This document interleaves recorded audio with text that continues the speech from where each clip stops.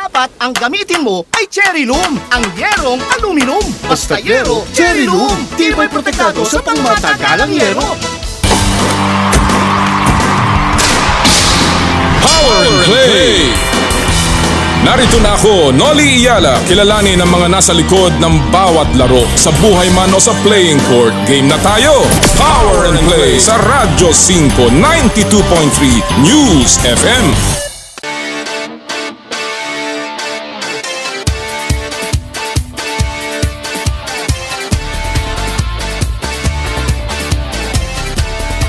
Sa kapwa ko Pilipino, ipagmalaki ang galing na meron tayo. Ilantad ang likas nating talento at magdala ng saya sa mundo. Sa harap ng pagsubok ay di susuko, para sa pangarap tayo'y porsigido. Magpakitang gilas na at huwag magpatalo, ipagdiwang natin ang Pilipino. Yan ang Pinoy. Mula noon at hanggang ngayon, talento natin ang bida. Mula sa simpleng bakuran hanggang entablado natin ipakita. May pagsubok man ng Pinoy, pinalalakas ng saya. San man tayo sa pulo, Chumbe, Sibay, Lakay, Amiga. Sama-samang pakita ang galing natin katropa. Sa kapwa ko Pilipino.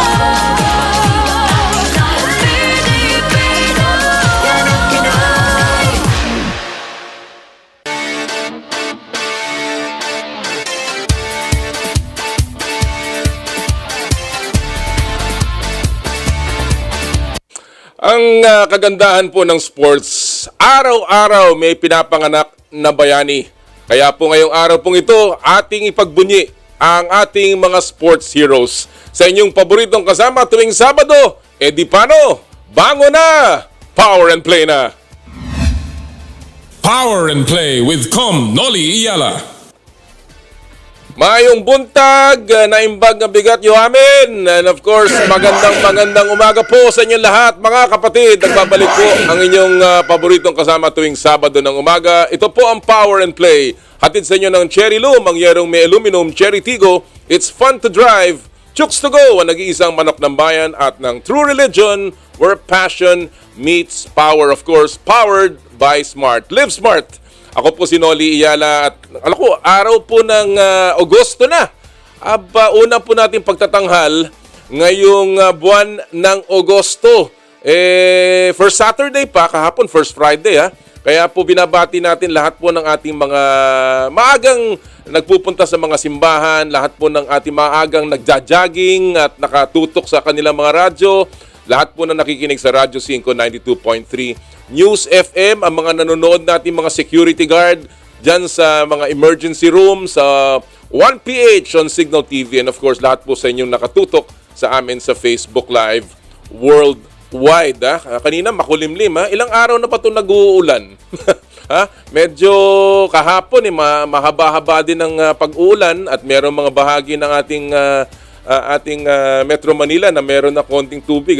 Ingat po tayo maliban sa pagtaas pa rin ng mga kaso ng COVID, dumadami rin po mga kaso ng dengue.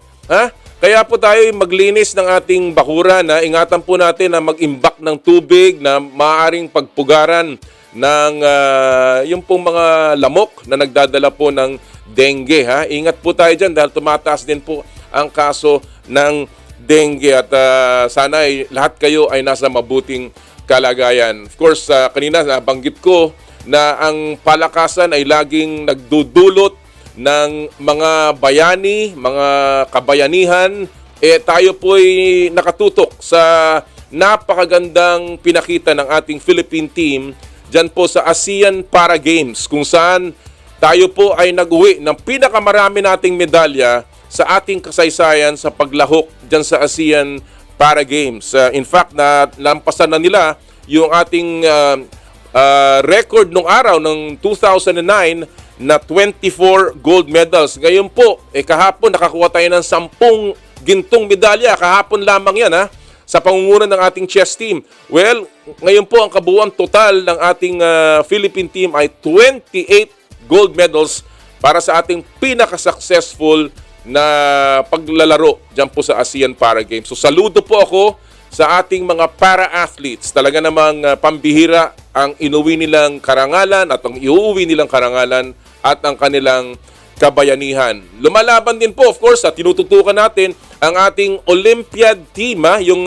nasa Chess Olympiad, na ngayon po ay lalaban sa 5th seeded na Poland. Lumalaban ang ating mga chess players dyan. At again, ating ipagdasal ang ating mga bayani sa laro naman ng chess. Of course, mamaya po ang ating magiging bisita ay isang bagong bayani ng Philippine sports.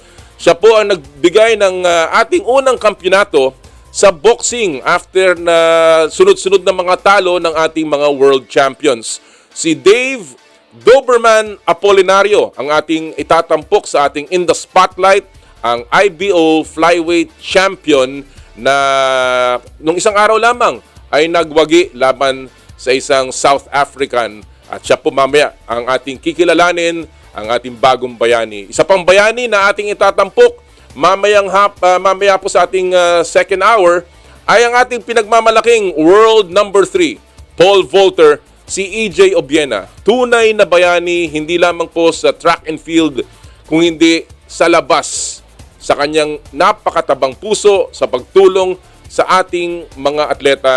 Ang particular na po ay si Lydia De Vega. Mamaya po ating makakausap din si EJ Obiena in our second hour. And of course, mamaya po ay hihimayin natin ang sport na pinakamalapit sa ating mga puso, sa ating mga Pilipino, pinakapopular, Sabi nga nila, duyan ng mga magigiting. Pero tila, itong mga nakalipas na buwan ay nagkakaproblema. Ano ba ang problema ng Philippine basketball? Ihimayin po natin yan. Kasama ng inyong paborito mga sports analyst, Kinito Henson at Chino Trinidad, dito po sa ating extended fast take maya-maya lamang. Kaya wag po kayong bibitaw, mga kapatid. Marami tayong pag-uusapan, marami tayong huntahan, at magtanong lamang kung gusto ninyo. Dahil marami pa tayo ring ibibigay ng mga premyo mamaya. Kaya po, simulan na natin sa pamamagitan ng ating Sports Weekly Highlights. Power and Play with Kom Noli Eala. Simulan natin ng good news, mga kapatid. May world champion tayo muli. Ito po ay kasunod ng tagumpay ni Dave Apolinario sa IBO Flyweight Championship. Pinataob ni Apolinario via first round si Gideon Buthelesi para makuha ang bakanting titulo. Unbeaten sa 17 bout si Apolinario, kabilang na dyan ang 12 knockouts. Congratulations sa ating Doberman! Isa pang good news, nakaginto sa 11th ASEAN Para Games ang veteran swimmer na si Ernie Gawilan. Wagi sa 400-meter men's freestyle si Gawilan. Sinundan niya ng gold ni Roland Sabido sa men's 400-meter freestyle. Gold din si Sandy Asusason para naman sa women's javelin throw. At first triple gold medalist naman para sa bansa, si swimmer Angel Otom. Ang nakakamangha pa, first time ng 19-year-old na sumabak sa laro.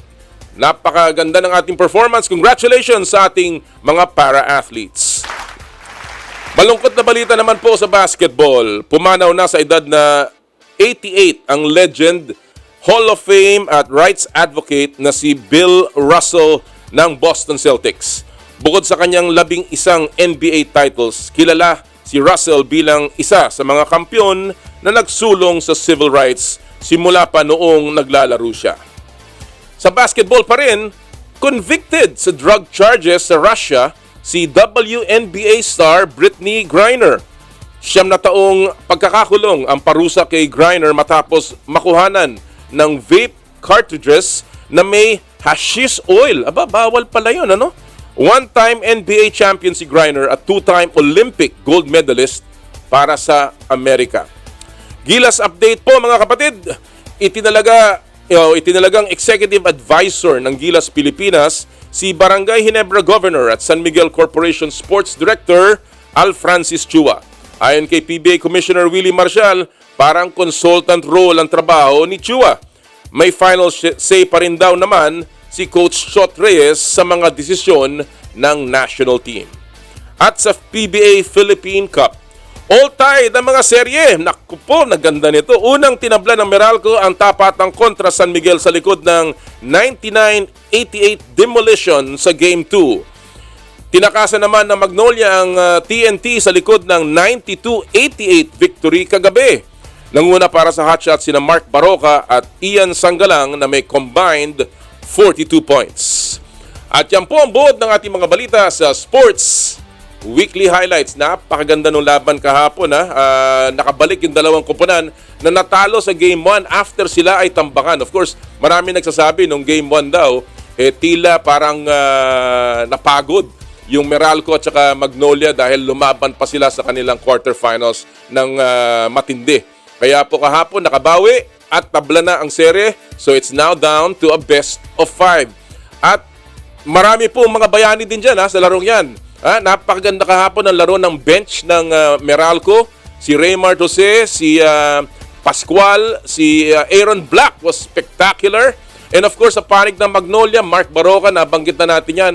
Pero nandun din ang kanilang mga role players, kagaya nila Rome De La Rosa na nagbigay ng spark sa depensa. Kaya po ang tanong, dito sa ating Pulso ng Bayan na ating pong ibinabalik, hatid sa inyo ng Chooks to Go. Ang ating pong tanong ngayong araw pong ito mga kapatid, paano dahil nga nakikita na natin na ngayon ang finals po ay puro mga koponan ng San Miguel at ng MVP teams. In fact, mga kapatid, in the last 12 conferences, wala pong nakakapasok dyan maliban sa mga koponan ng San Miguel at ng MVP groups. At ito pong komperensyang ito ay siguradong SMC at MVP or PLDT groups na naman ang papasok sa finals. Masaya tayo dun sa mga popular na team, maganda, pero minsan nakakapagtaka na talagang hindi po makapasok ang ibang mga koponan. Kaya po ang ating pupulsuhan ngayon sa pamamagitan ng ating Pulso ng Bayan, hatid sa inyo ng Chooks to Go. Paano po magkakaroon ng pag-asa ang mga independent teams, hindi po kabilang dun sa conglomerates, na manalo sa PBA sa harap ng dominance ng SMC MVP teams sa huling 5 hanggang 6 na taon. Ulitin ko po yan Paano po magkakaroon ng pag-asa ang mga independent teams na manalo sa PBA sa harap ng dominance? Yung pong tuloy-tuloy na pagkapanalo ng mga SMC at MVP teams in the last 5 to 6 years since 2017. Ang huli pong na nagkampiyon sa PBA na hindi SMC MVP team ay ang rain or shine, mga kapatid. At kaya po napakatagal na ng panahon na yan. Kaya po kung gusto niyo magbigay ng mga kuro-kuro, mag-text lamang sa aming hotline 0908-208-0629 o di kaya ay mag-comment sa aming Facebook page ng Power and Play o di kaya pati sa 1PH at Radyo 5 o sa aking Twitter account at Noli Eala. Yung pong 5 mapipili namin, kami po ay magbibigay ngayong araw ng ito ng gift certificates mula sa Chooks to Go. Ang nag-iisang manok ng bayan, mga oven roasted chickens para sa aming mapipiling 5 mga magbibigay ng komentaryo. Hindi po kailangang tama, wala po itong science. Amin lang pong gusto ay makilaho kayo sa ating Pulso ng Bayan. Alright, mga kapatid, tayo po ay magbe-break muna. Pero bago po tayo mag-break, isa muna pong paalala mula sa ating mga kaibigan sa Smart. Puso Pilipinas is a movement to celebrate the Filipino athlete powered by Smart. Follow them on Facebook, Instagram, Twitter, and YouTube. Get a chance to win exclusive Puso Pilipinas merch by sharing their Facebook page in your social media accounts with hashtag Puso Pilipinas. The Giga Life app is the latest mobile app from Smart that lets you discover and enjoy your passions with the different Giga promos. It can be downloaded and used by Smart Postpaid, Smart Prepaid, Bro Prepaid, and TNT subscribers via the Apple or Google Play Store. What can the Giga Life app do for me?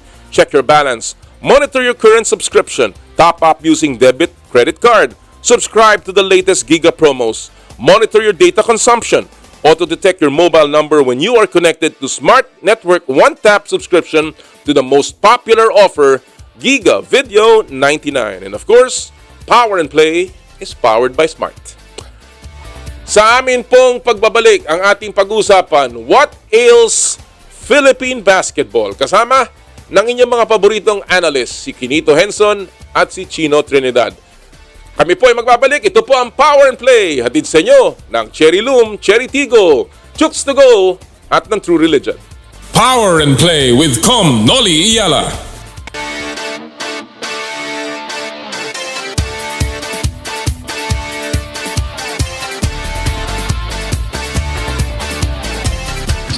I dare to dream big, to be a voice of my generation, to inspire resilience in the face of roadblocks. And in sharing my stories, I let others share in my passion.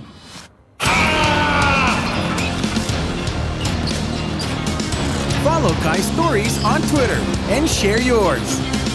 With Smart Double Giga Stories. Share 2 times the passion with 2 gigabytes for Twitter and more. Guaranteed every day, plus data for all sites. Simple, smart ako.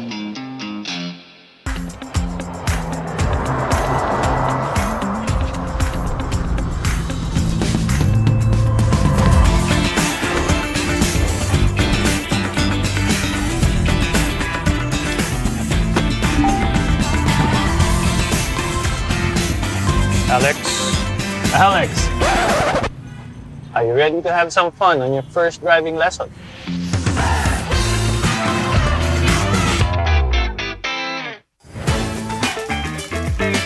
Nag-uumapaw sa real chicken juice na swak sa panlasa ng buong pamilya. Available in sweet roast, pepper roast, at harissa roast variants. Chooks to Go. Masarap kahit walang sauce. Tawag na sa Chooks to Go Delivery Hotline 8687-1010 o online sa chookstogodelivery.com or via GrabFood at Foodpanda.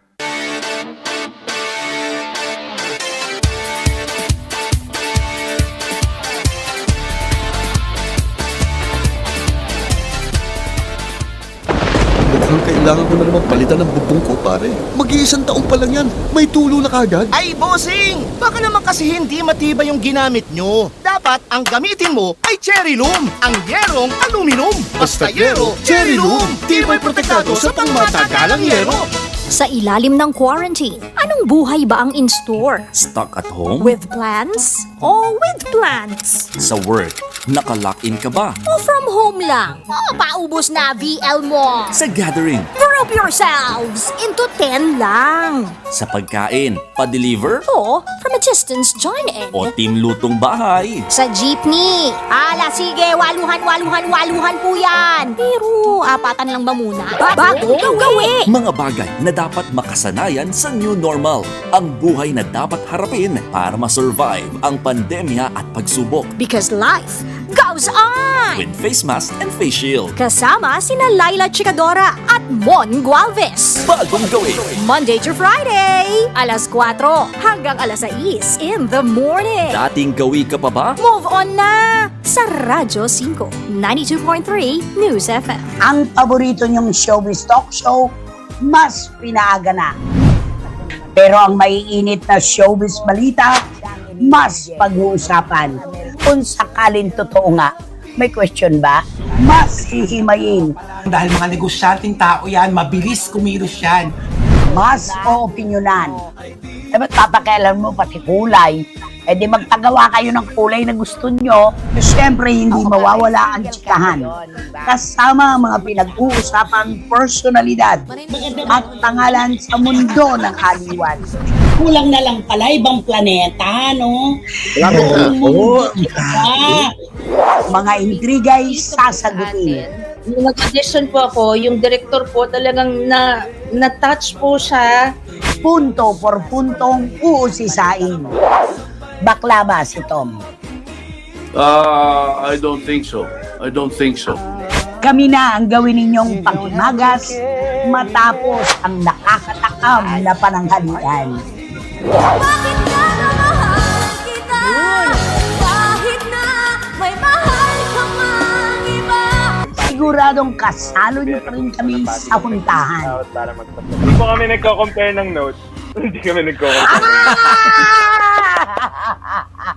Ito po ang mas pinalakas, mas pinatapang, at mas pinabonggang Christy per minute. Alauna na po ng hapon simula sa March 21, Lunes, dito pa rin sa 1PH, Radyo 5 at Signal Play App.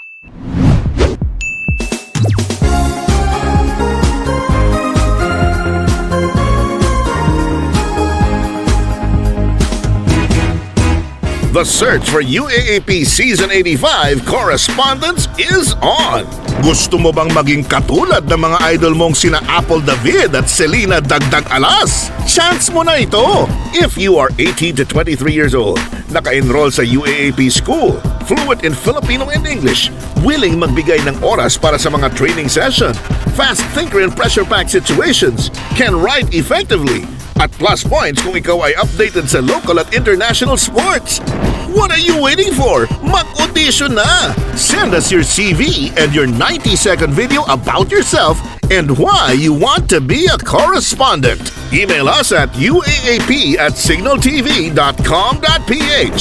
Submission of application is until August 14, 2022. Join now and be the next UAAP correspondent.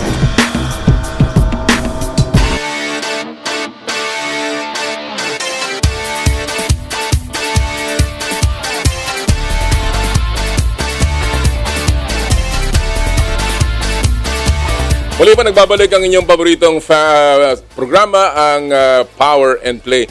Mga kaibigan, bago ko po ipasok ang ating susunod na mga panauhin, gusto ko lang pong makiramay sa ngalan po ng Power and Play sa ating boss, ang ating pong amo, ang ating pong kasama, dito po sa Radyo 5 92.3, si Ma'am Gladys Lucas na pumanaw na po. Ako po ay nakikiramay sa ngalan po ng Power and Play at ang aking pamilya, sa pamilya po ni Ma'am Gladys. Siya po ay napakabait. Nung nagsisimula po kami, napakalakas po ng suporta ni Ma'am Gladys sa aming show at talaga pong mamimiss namin ang kanyang presence na pagpunta niya po dito sa aming show. Again, my condolences to the family of Gladys Lucas. Kasama ng ating kaibigang si Peter Paul Patrick Lucas, ang kanyang may bahay. Again, condolences sa pamilya Lucas. Alright, mga kaibigan, at this point, ipapasok ko na ang ating extended version ng Fast Take. Power and Play with Kom Noli Eala. Ang Fast Take ay hatid sa inyo ng Cherry Tigo. It's fun to drive. Alam niyo po mga kaibigan, undoubtedly, basketball is the most popular and perhaps the most loved sport in the Philippines. With all of its success in the past, in all of its glory, talaga naman pong minahal ng mga Pilipino. Pero alam niyo po, itong mga huling nakaraang mga buwan, hindi po kaligayahan ang naidulot. Bagkus, kalungkutan, frustration, at pait. Yan po ay dahil sa mga talo na natamo ng ating kupunan sa Southeast Asian Games at of course the latest yung sa FIBA Asia Cup. Ano ba talaga ang problema ng Philippine basketball at paano natin maibabalik muli ang lost glory ng ating beloved sport? And para po pag-usapan yan, makakasama natin ngayon walang iba kundi ang aking mga kaibigan and of course mga batikang sports analysts, si Kinito Henson, the Dean, and of course si Chino Trinidad. Magandang umaga, Dean, and of course Chino, thank you for joining us this morning. Magandang umaga. Yung aking roommate. Kinito! Parang naghang si Kinito. Kinito? Let's check his signal, ha? Tingnan natin. Mukhang naghang Pero abangan po natin, antabayan natin muna ang pagbabalik ng ating mga kaibigan, si Chino at si Kinito. Matagal ko na hindi nakikita to si Chino, ha? At talaga ako natutuwang muling makasama siya. Alam niyo po, itong mga to, of course, kasama rin natin nung nagsisimula po yung samahang basketball ng Pilipinas. No? Kahit paano tayo ay naging involved dyan bilang kauna-unahang regular executive director ng SBP. Of course, ang naging transition executive director ang aking kaibigan si Pato Gregorio. There you go. Kinito, good morning. Chino, good morning. Good morning, good morning. Ayun! Yung roommate ko, nagsasalita na. Kinito, good morning. Sino sasagot ng almusal? parang out of place ako dito kasi ang kasama ko 2 commissioner. Kinito. I'm very honored na kasama ko kayong 2. Ako, Kinito, hindi ka dapat ma-out of place. Kami, wala kaming titulong dadin eh. Di ba? Binigay lang sa akin yun. Tama si Commissioner. Mas mataas ang titulo mo.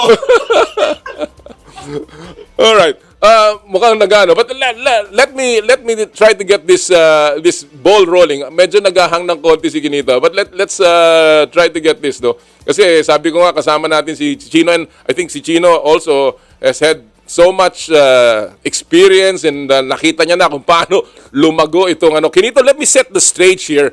Alam natin na nangyari sa nung nakaraan, no, na nawala yung BAP dahil ang gulo-gulo, napalitan ng SBP, and everything looked great, no? Tayo ay nakapasok sa World Cup back in 2014. Nagkaroon tayo ng mga programa as we were preparing. Na-award sa atin yung World Cup. We were preparing. We had our Gilas pool. Nagkaroon tayo ng naturalized program. But somehow, something went wrong along the way. Please set the table for us, Kinigo. Ano ba yung significant developments in local and international basketball that has changed the landscape and has brought us to the situation right now? Well, unang-una, dapat sabihin natin, Kom Noli, that early this year, maganda sana ang takbo ng national team natin.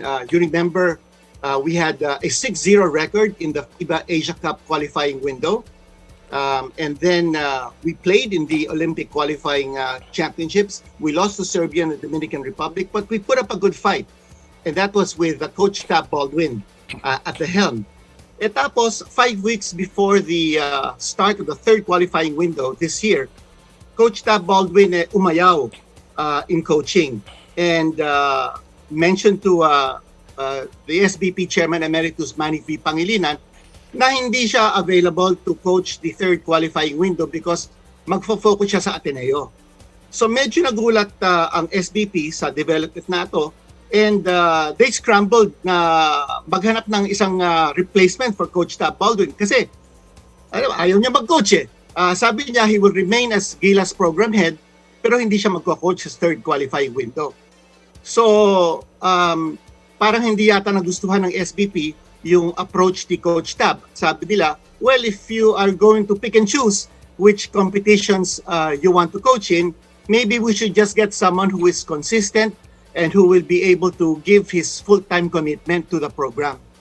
That being said, naghanap ang SBP ng replacement coach at they tapped Coach Chot Reyes. Mind you, no? Coach Chot did not volunteer for this job, did not apply for the job.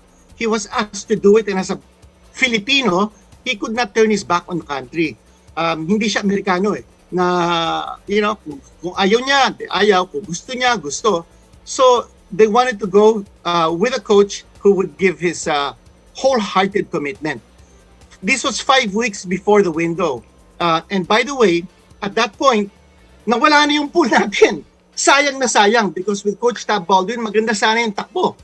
But Coach Tab Baldwin abandoned the post. And there were only, about 8, anywhere between 5 to 8 players left in the pool. And 3 of them were going to the PBA draft.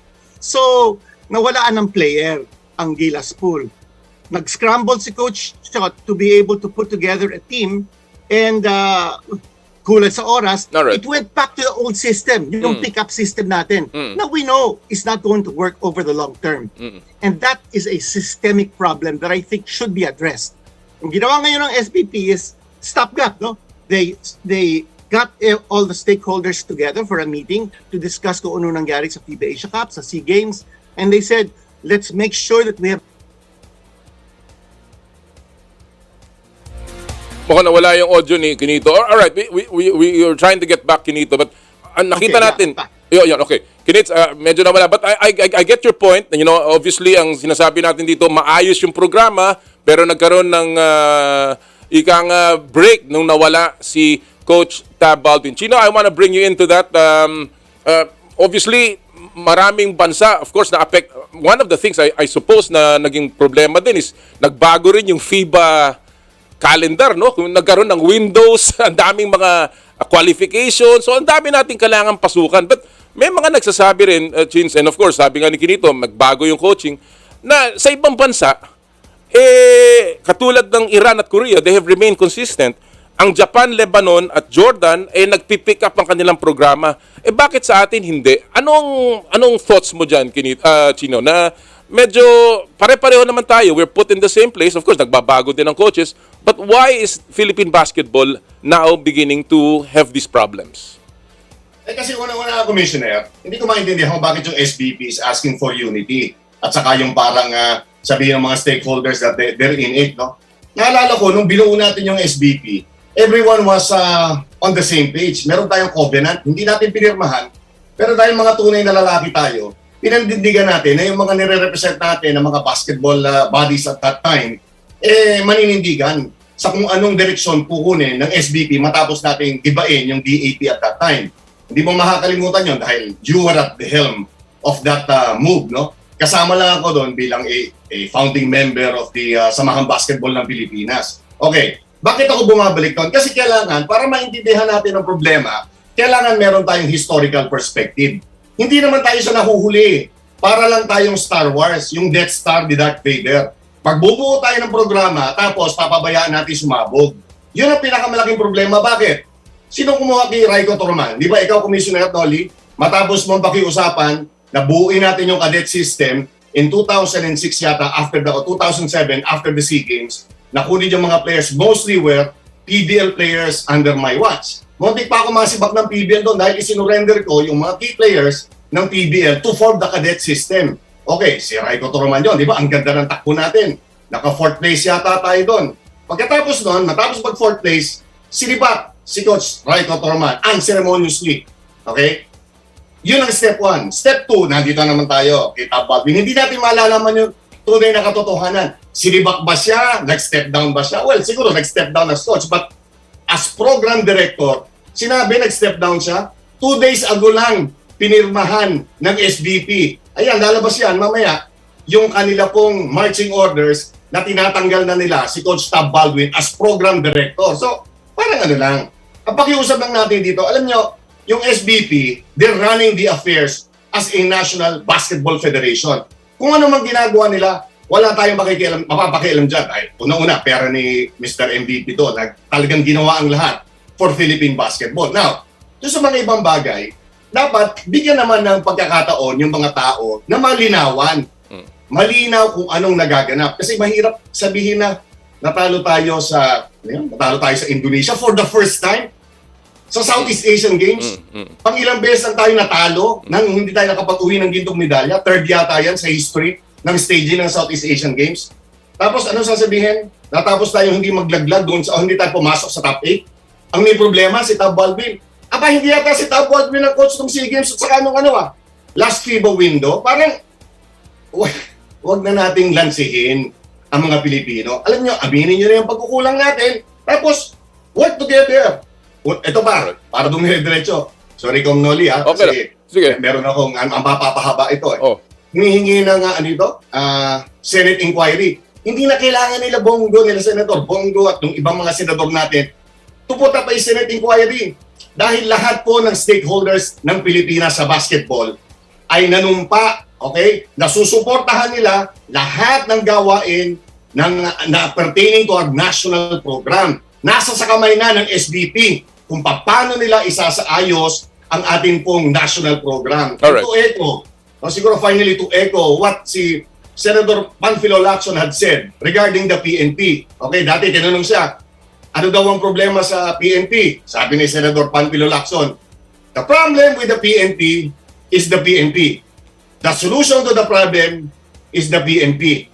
Palitan nyo na lang ng SBP yung mga nakalagay doon at masasagot yung katanungan mo, Commissioner Noli. Sorry, napahaba yung paliwanag. Okay lang. I mean that's the point, your point of view. And obviously, may mga puntos diyan. But I see this, of course, na talagang may mga systemic, endemic problems. And obviously, yung original usapan diyan sa SBP is also something that's worth looking back. And talking about that, Kinito, the original SBP Constitution said that parang dapat ang mga international tournaments ay nai-distribute sa mga stakeholders. But it has become, yung sistema ngayon is that very centrist na it's now mostly dependent on the PBA, and it's not a knock on the PBA.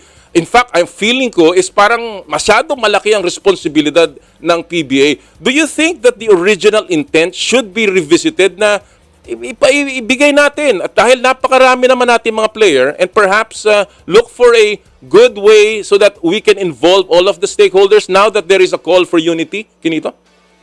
Yes, Kom Noli at saka Kom Chino, ang takbo actually ng national program natin, and maganda with Coach Tab.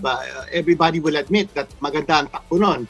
And as I mentioned, we were 6-0 in the FIBA Asia Cup qualifying. And then we participated in the Olympic qualifying tournament, and we were competitive. Ang problema nga nawala yung programa natin. Kasi nawala yung coach. So what can we do?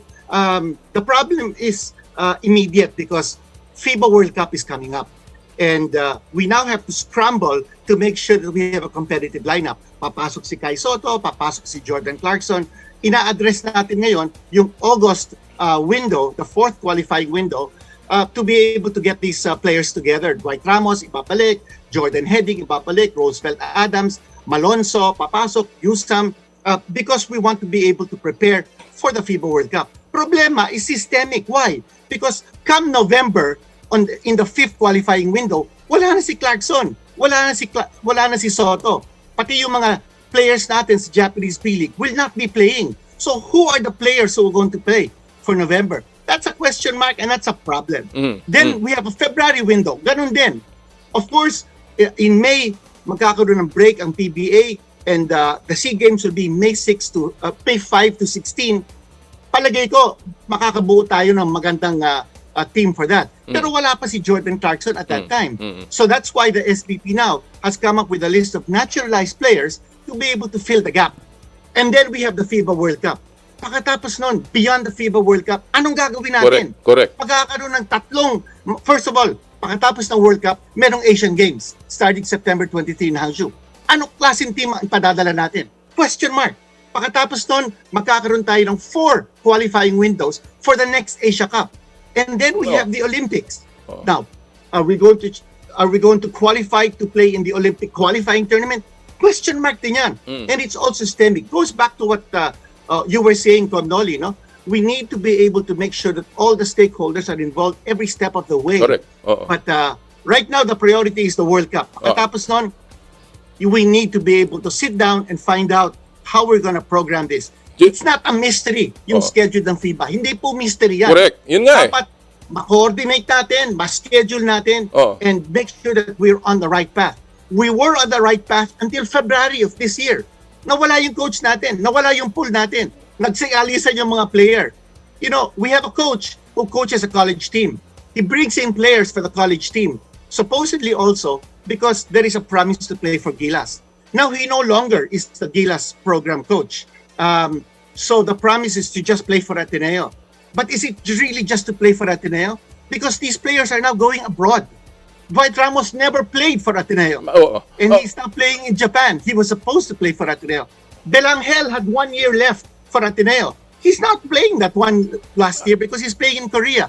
So something's also wrong with that coach who was bringing in these players for Ateneo. Well, there is a problem. Siguro hindi naman natin pwedeng ipatong lahat kay Coach Tab, no? I know I can sense your frustration, Kinita, and ako rin, I'm frustrated with what has happened. But obviously, these are also decisions na nanggagaling sa mga players. But again, let's go back to the more positive one. Si Al Panlilio has called for unity. Sabi niya, there are two things, no? Synchronization ng calendar at saka make players available. Chino, I want to ask you about that. Sinasabi nga ni Kinito na kulang na naman. After 2023, ano naman ang gagawin natin? Ang tanong kasi is, sabi nga ni Kinito, alam naman natin yung calendar ng FIBA. Tayo ba, are we playing too many basketball leagues na tuloy nauubusan ng panahon ng ating mga player kahit na napakarami nating player, wala man lang isang available? Kumbaga parang, ang dami mong kotse pero wala kang tsuper. Parang gano'n na nangyayari. Ganon ba, Chino, ang sa tingin ng sitwasyon dito? Babalik natin yung yung tanong na yan dun sa SBP, them being the National Federation. Kasi maraming ang nangyayari dito, maraming sising ipinapataw dun sa national coach nating nakaupo ngayon. Hindi talaga it's a question of leadership. It's a question of direction, di ba? Yung sinasabi nga ni Kinito na systemic yung problema, nandyan na yan for the longest time. Totoo po yun.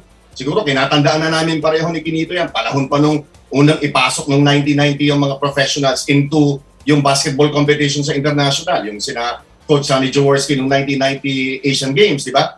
Diyan na yung problema na yan. Ang problema tayo hindi nag-a-adjust eh. Tayo as a national federation, yung samahang basketball ng Pilipinas, yun ang kailangan magbigay ng direksyon kasi uulitin ko, lahat ng mga basketball stakeholders ay nakatuon ng pansin doon sa ating national federation. That's why it's called the National Federation. Makikinig tayo dyan. In fact, hindi na nga sila dapat utusan eh. Dahil matik na dapat sa kanila. Dahil alam nila that it has always been flag and country over anything else. Okay, matanong, asan ang mga players? Sandali, hindi ba may program dati yung nagda-draft muna yung Gilas before the PBA draft? Available yung mga players na yun? Nasaan yun? Hindi ba dinisolve yun even before the whole Tab Baldwin Bruhaha came about? Meron dinadraft sa PBA precisely to solve yung problem na kukuha ng mga players na nasa regular na, yung mga parang mga rookies na napupusuan ng SBP na maglaro for the national team. Di ba? Dinadraft sila muna. Tapos, ang understanding is that pagka yung Call of Duty, ang priority would be the national team, hindi yung kanilang mga mother teams. Meron tayo nun eh. Pero bago mag-drafting nitong taon na ito, kung di ako nagkakamali, dinisolve yung program na Gilas Pool. So, may solusyon na dun eh. Pero nawala yon. Yun yung mga ibabalik natin na tanong sa hierarchy ng SBP.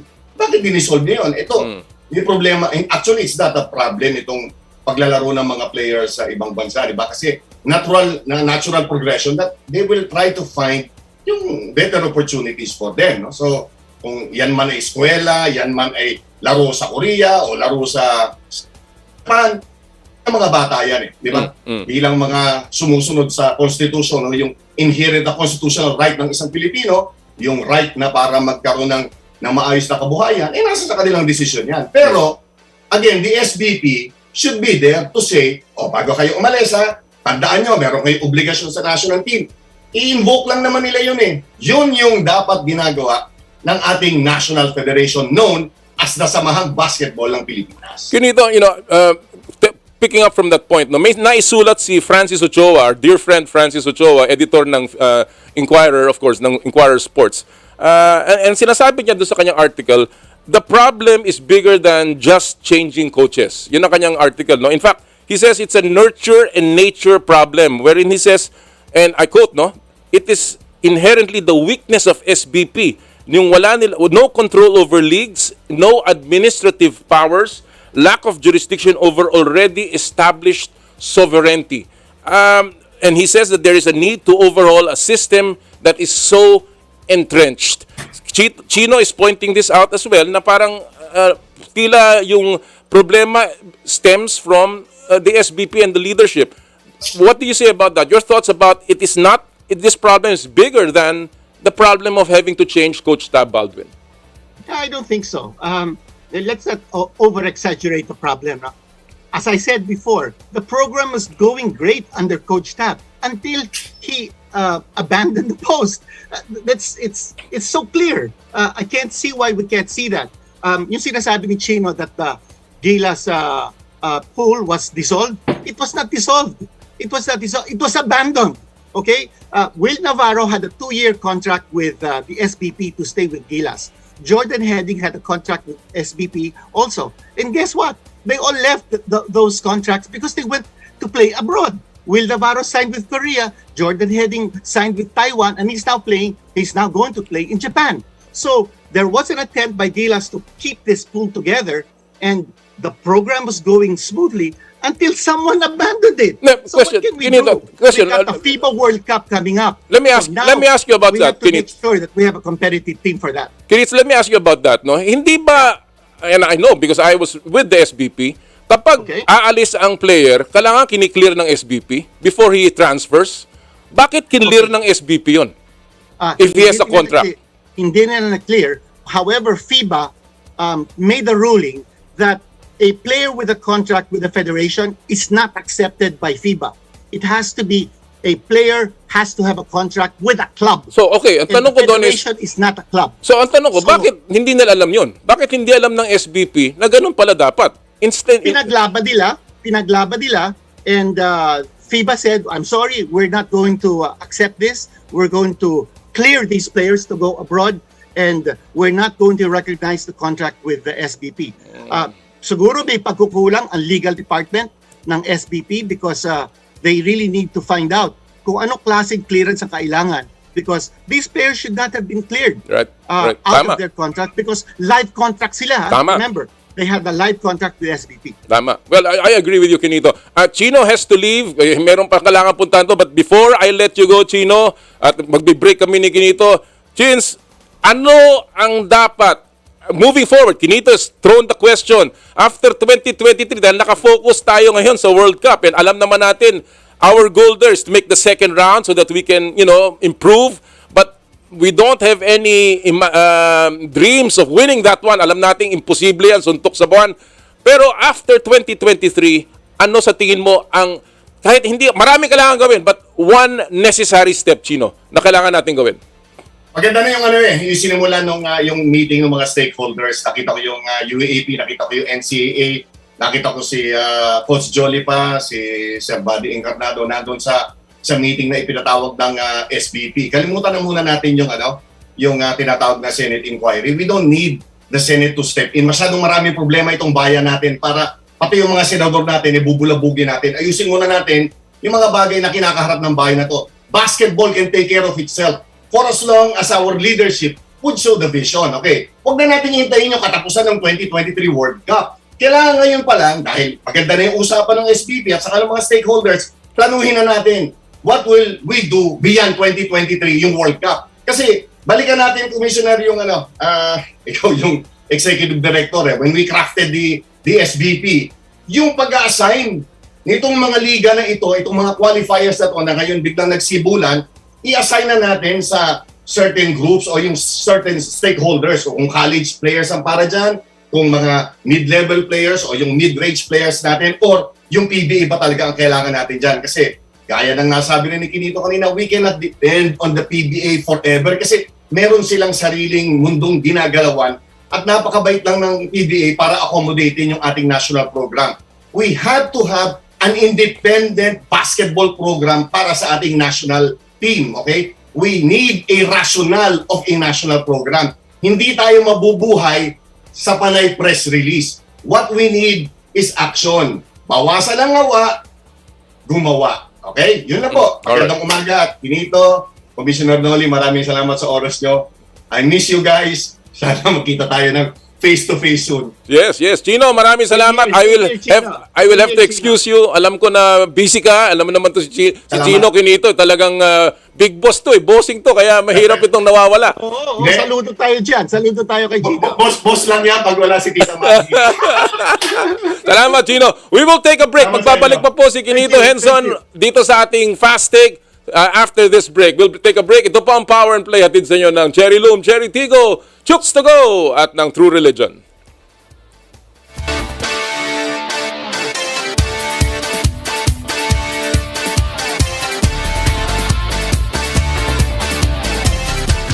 I dare to dream big. To be a voice of my generation. To inspire resilience in the face of roadblocks. And in sharing my stories, I let others share in my passion.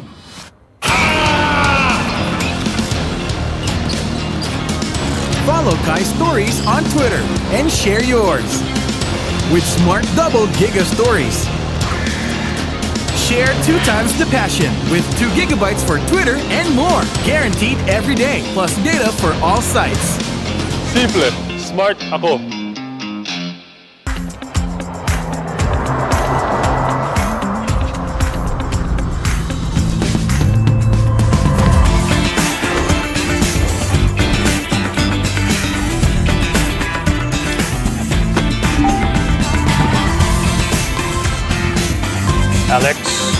Alex, are you ready to have some fun on your first driving lesson?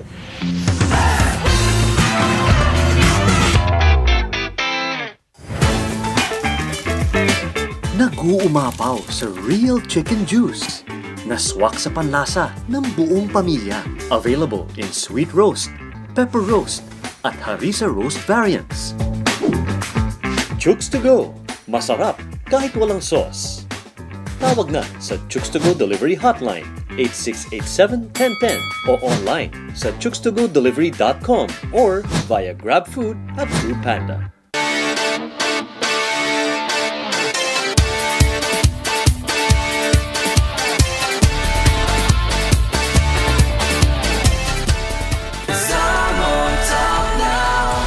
Who will be on top? Watch the top class trainees and their journey to be the next bebop icons. Reaching for the top, finding our way up. Reaching for the top, finding our way up. Reaching for the Catch their journey on Kumu 24/7 at Top Class Daily and every Saturday, 5 p.m. on TV5. Top Class, the rise to hip-hop stardom. Mukhang kailangan ko na naman palitan ng bubong ko, pare. Mag-iisang taong pa lang yan. May tulo na kagad. Ay, bossing! Baka naman kasi hindi matibay yung ginamit nyo. Dapat ang gamitin mo ay cherry loom, ang yerong aluminum. Basta yero, cherry loom. Tibay protektado sa pangmatagalang yero. Pagsapit ng alas 5:30 ng hapon, nagbabagang balita at impormasyong dapat malaman. Mainit na ihahati mula sa frontlines. Mas maagang pagbabalita para una kayong makasagap ng mga impormasyong dapat nyong malaman. Mapagkakatiwalaan, maaasahan at patas sa pagbabalita. Yan ang hatid ng Frontline Pilipinas. Mula Lunes hanggang Biyernes, 5:30 p.m. live dito sa TV5. Mukhang kailangan ko na naman palitan ng bubong ko, pare. Mag-iisang taong pa lang yan. May tulo na kagad. Ay, bossing! Baka naman kasi hindi matibay yung ginamit nyo. Dapat ang gamitin mo ay cherry loom, ang yerong aluminum. Basta yero, cherry loom. Tibay protektado sa pangmatagalang yero.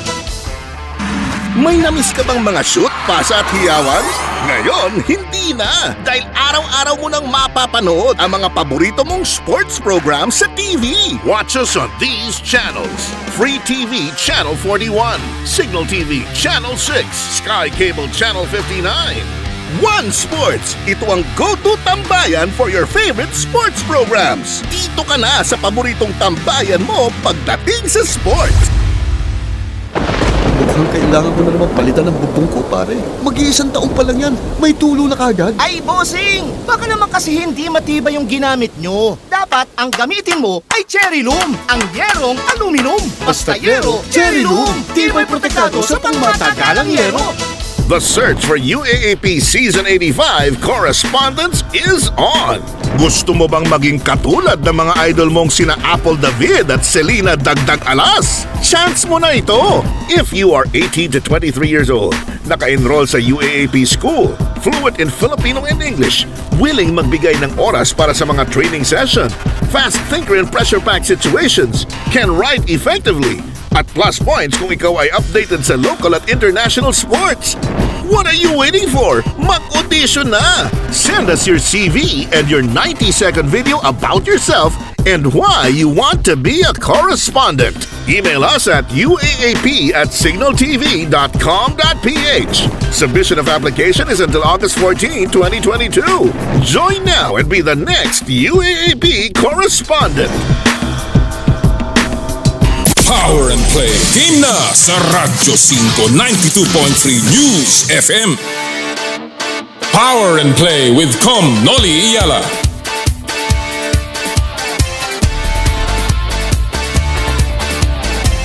Nagbabalik po tayo sa Power and Play at kasama pa rin po natin the Dean, Kinito Henson, sa ating patuloy na pagtalakay ng topic ng What Ails Philippine Basketball. Kinito, I had Chot Reyes on the show a couple of weeks ago and sabi niya, lahat nakaplansya na all the way to 2023. Hindi lang namin sinasabi. But this call of Al Panlilio about synchronizing our calendar, paano natin gagawin to beyond 2023? What do you think? Should we start regulating tournaments in this country? How do we do this so that we can sync it with the FIBA calendar? Well, my answer to that is I don't know. We do know that there are certain requirements of the SBP to participate in international competitions. No? Sabi ko nga, kanina, and I wrote an article about this entitled Beyond the World Cup because ang focus Yes, nabasa ko yan. is Yung World Cup. nabasa ko yan. Yeah, ang focus natin yung World Cup. Pero sandali, let's not just be short-sighted. We need to be able to think long-term. And we owe it to our country because basketball is our number one sport. So pagkatapos ng World Cup, sabi ko nga kanina, meron tayong Asian Games, qualifying windows, may Olympics, marami pang mangyayari. So we need to be able to sit down. I think yung ginawa ng SBP to call that meeting in a show of unity, that's a major step. And that's the first step. But after that, okay, assign a group to make sure that nakatutok sila sa World Cup. But assign also a study group to make sure that we know what we're going to do beyond the World Cup. All right. Will it mean synchronizing the schedules of the PBA? Will it mean the PBA will only play 2 conferences and not 3? Will it mean adjusting the schedule of the UAP and NCAA? Actually, Kom Noli, nakausap ko si Coach Tim Cohn. And sabi niya, hindi mahirap itong problemang to find a solution. Sabi niya, yung ginagawa ng Iran and Japan is very simple. They always want to have the best players to represent the country in major international competitions. So, at the beginning of every season, they name a pool of about 15 players. Okay, 15 players. Tapos, these 15 players will now play in the different teams in the B League, yung professional league ng Japan. But every time there is a competition, these 15 players will be called in. And every week, they will be training. So, ganun yatang iniisip ng SBP. Sabi nga ni Com Willie Marshall of the PBA that he understands that there is a proposal to have, as soon as possible, every Monday, magkakaroon ng training. Yung pool na yon, kung sino man yung pool na yon. And then they play for the PBA teams, but every Monday they're called to training. And when there is a competition, these same 15 will be the ones sent out to play and represent the Philippines. Magsasacrifice yung mga teams because mawawala sila. Let the leagues have their own schedules, but these schedules will go on without these key players. Pero identified na kung sino-sino sila. All right. Well, Why not? It's a workable system. Nung araw, ginawa na yan ni Chot, and that also gave us very good results leading to the 2014 World Cup. No, alam naman natin yan. And of course, it's always good to have the best players representing the country. Ang tanong nga dyan, Kinit, sis, bakit hindi naipapasa yung mga magagaling na player na yan, And again, some people were questioning some of the commitments of certain teams and certain organizations to the national team. But with these developments now, yung appointment ng isang executive advisor, the meeting ni RSA at saka ni MVP, do you think that this is now moving this program forward much better? And do you see that lahat ng players talaga ay papasok na sa ating Gilas Pilipinas? It looks like the clouds are getting clearer.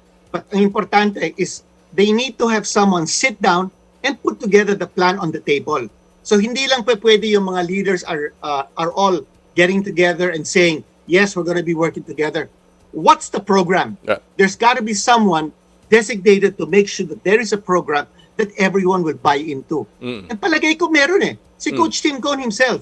And this was in an off-the-cuff conversation with him na sinabi niya, it's not a major problem.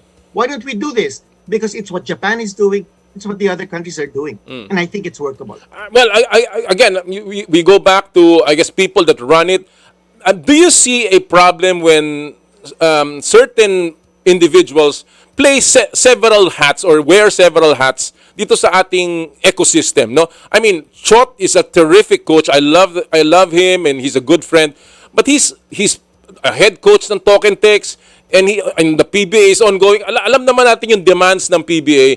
But then at the same time, he has to put together a program. Is that something that perhaps we can improve para naman matulungan natin ang ating national team?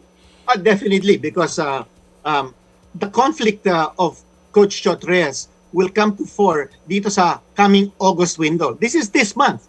August 25th, Gilas will play Lebanon in Beirut. August 29th, Gilas will play Saudi Arabia at the Mall of Asia.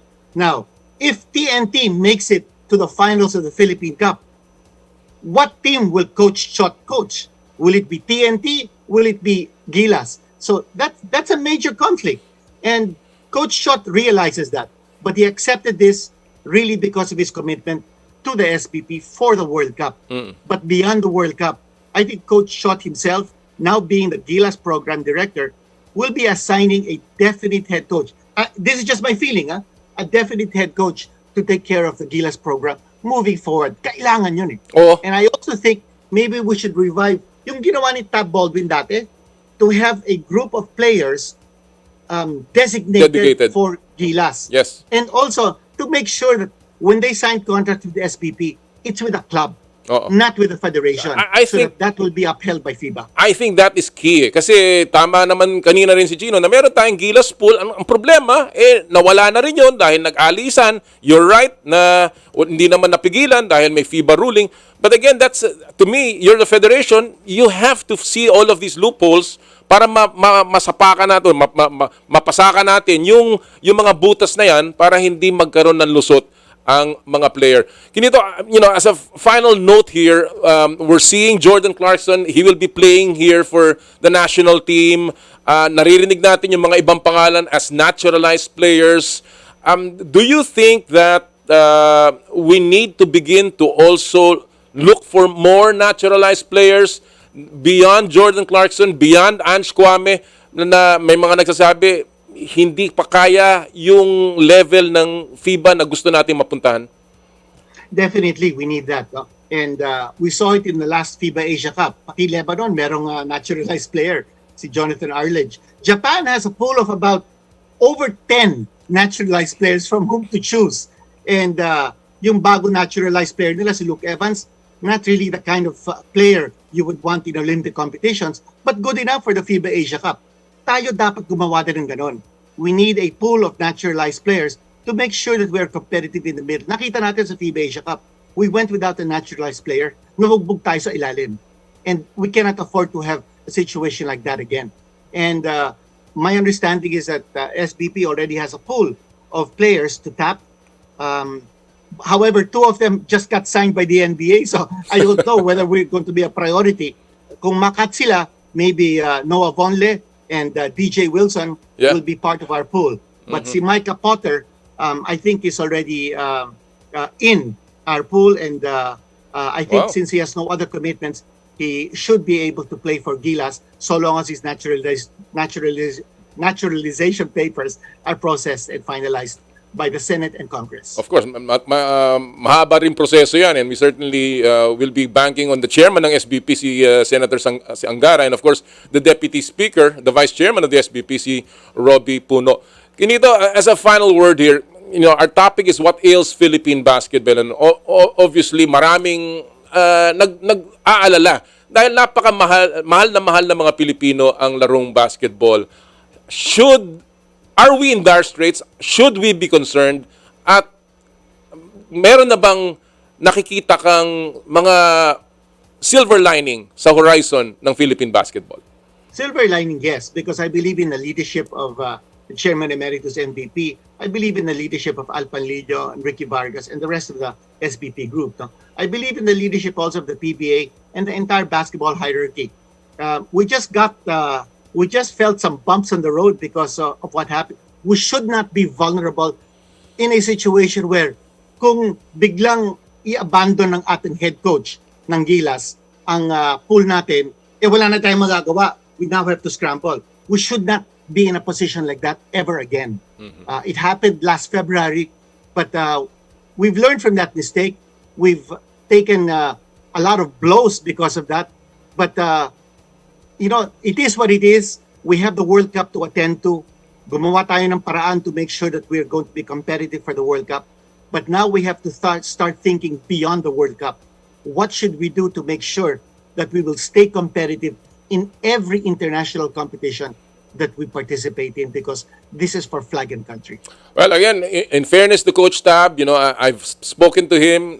He has his own opinion, pero ayaw niya na magsalita. But again, we respect that, and we've asked him a couple of times to come on and tell us what he knows and what he believes. Pero sabi niya, this is a matter that should be settled already among the stakeholders ng SBP. So, Yeah, and Kom Noli, I have the utmost respect for Tab. As I mentioned, he led our program extremely well.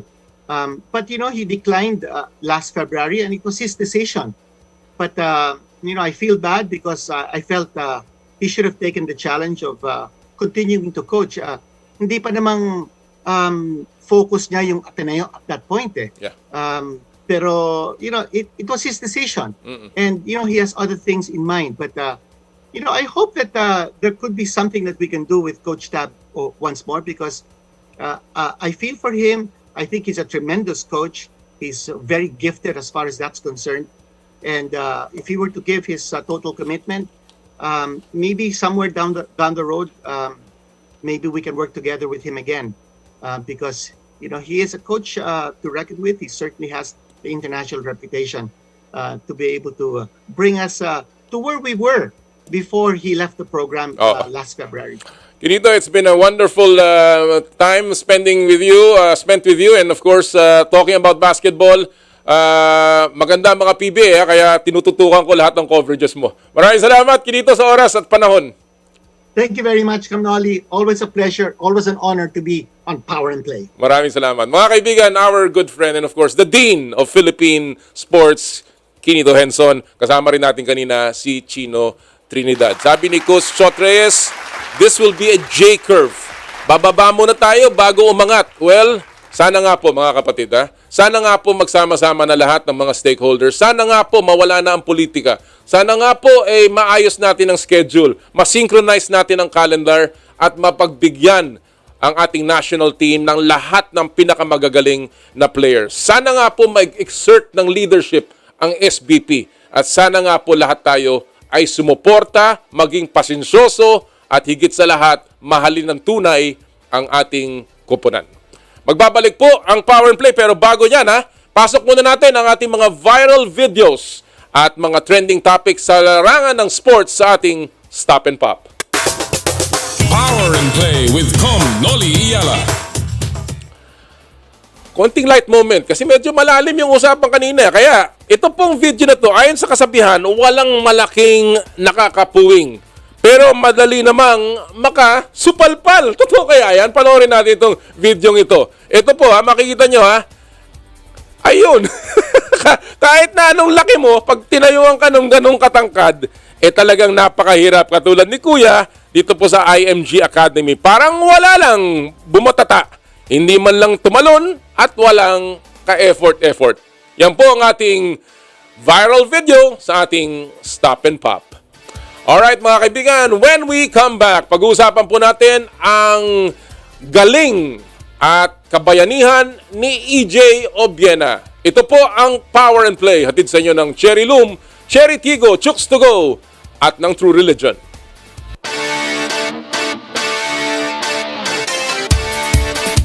Power and Play with Kom Noli Eala.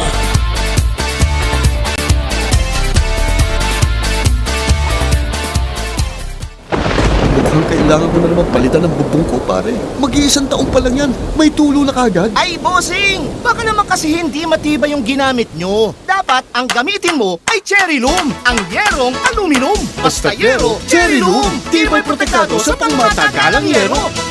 Simula dati pa, favorite ko na magkape tuwing umuulan. At simula dati pa, favorite ko na ang Dunkin' Brewed Coffee.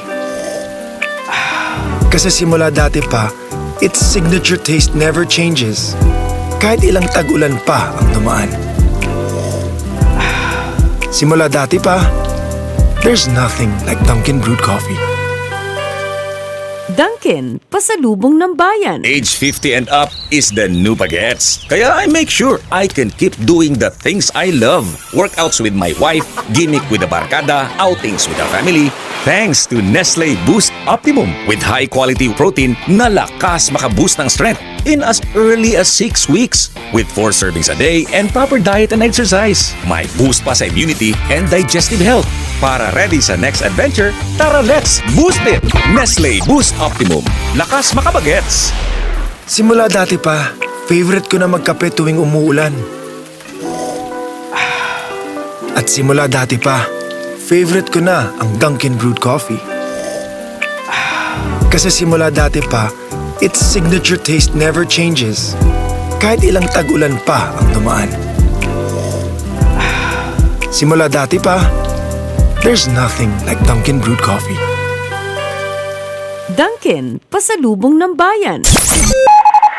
Ang oras, 9:09. Ang oras sa Radyo 5 ay hatid sa inyo ng Rhea Generics. Rhea, basta kalusugan, maasahan mo. Ingeloxin po, papaano nabubuo ang tiwala kapag nangako at hindi binigo. Pangako ng Rhea Generics, ang pangkaraniwang Pilipino ay magkaroon ng kakayahang bumili ng mga tunay na world-class na kalidad ng gamot. Kapartner namin ang mga kilalang eksperto sa buong mundo. Kaya maaasahan mo na ang kalidad, husay at bisa ng Rhea Generics ay kapareho ng mga branded na gamot. Ganyan tumupad ng pangako ang Rhea Generics. Ang galing ng mundo, dinala sa Pilipino. Rhea, basta kalusugan, maaasahan mo. Ang Rhea Generics ay gawa ng Pfizer, Viatris, Sanofi, GSK, Otsuka, Merck, Fresenius Kabi, AstraZeneca, OEP Philippines, Lundbeck, at Boehringer Ingelheim. If symptoms persist, consult your doctor. Rhea Generics. Rhea, basta kalusugan, maasahan mo. Age 50 and up is the new bagets. Kaya I make sure I can keep doing the things I love. Workouts with my wife, gimmick with the barkada, outings with the family,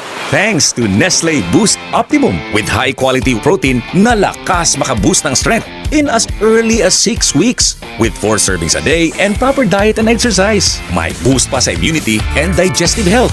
Para ready sa next adventure, tara let's boost it! Nestle Boost Optimum. Lakas makabagets! Mukhang kailangan ko na naman palitan ng bubong ko, pare. Mag-iisang taong pa lang yan. May tulo na kagad. Ay, bossing! Baka naman kasi hindi matibay yung ginamit nyo. Dapat ang gamitin mo ay Cherry Loom, ang yerong aluminum. Basta yero, Cherry Loom. Tibay protektado sa pangmatagalang yero. Power and Play. Game na sa Radyo 5 92.3 News FM. Power and Play with Kom Noli Eala. Magandang araw po sa lahat ng ating mga kaibigan, kay paring Jera season partner. Sana nag-enjoy ka sa golf ba o yung show mo ha. May show si paring Jera season ha, dyan po sa RJTV ha. Panoorin niyo po yan. And of course, sa aking kaibigan si paring Elmer Ngo. Magandang umaga po. Pasalamat po tayo ngayon sa ating mga sponsors na tagapagtaguyod ng Power and Play. Unang-una po ang Cherry Loom, ang yerong may aluminum. Sa ganitong pabago-bago ang panahon mga kapatid, sobrang init tapos lakas ng ulan. Kailangan natin na matibay at protektadong bubong. Dapat ang bubong ay yerong may aluminum. Kapag may aluminum, tsak na pang matagalan.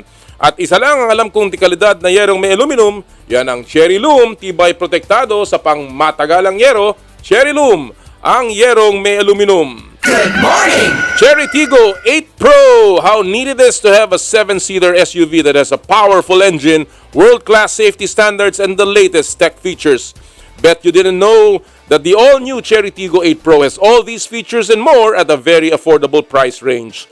Cherry Tiggo 8 Pro is equipped with a 1.6 turbocharged gasoline direct injection engine, an advanced driver assistance system, and 12 other safety features including rear cross traffic assist, blind spot detection, and traffic sign recognition. The flagship Tiggo 8 Pro allows you more control of the wheel. What's great is you can also join the green revolution with Cherry Tiggo 8 Pro plug-in hybrid electric vehicle or PHEV. With just 3 hours of charging to full battery, you can already drive up to 95 kilometers using electric driving only. So book a test drive now via www.cherryauto.ph or visit a Cherry dealership near you. Thank you! Chooks to go! Ang nag-iisang manok ng bayan. Subukan ang kanilang pinakabagong oven-roasted chicken na mas pinasarap dahil sa nag-uumapaw na flavorful chicken juice.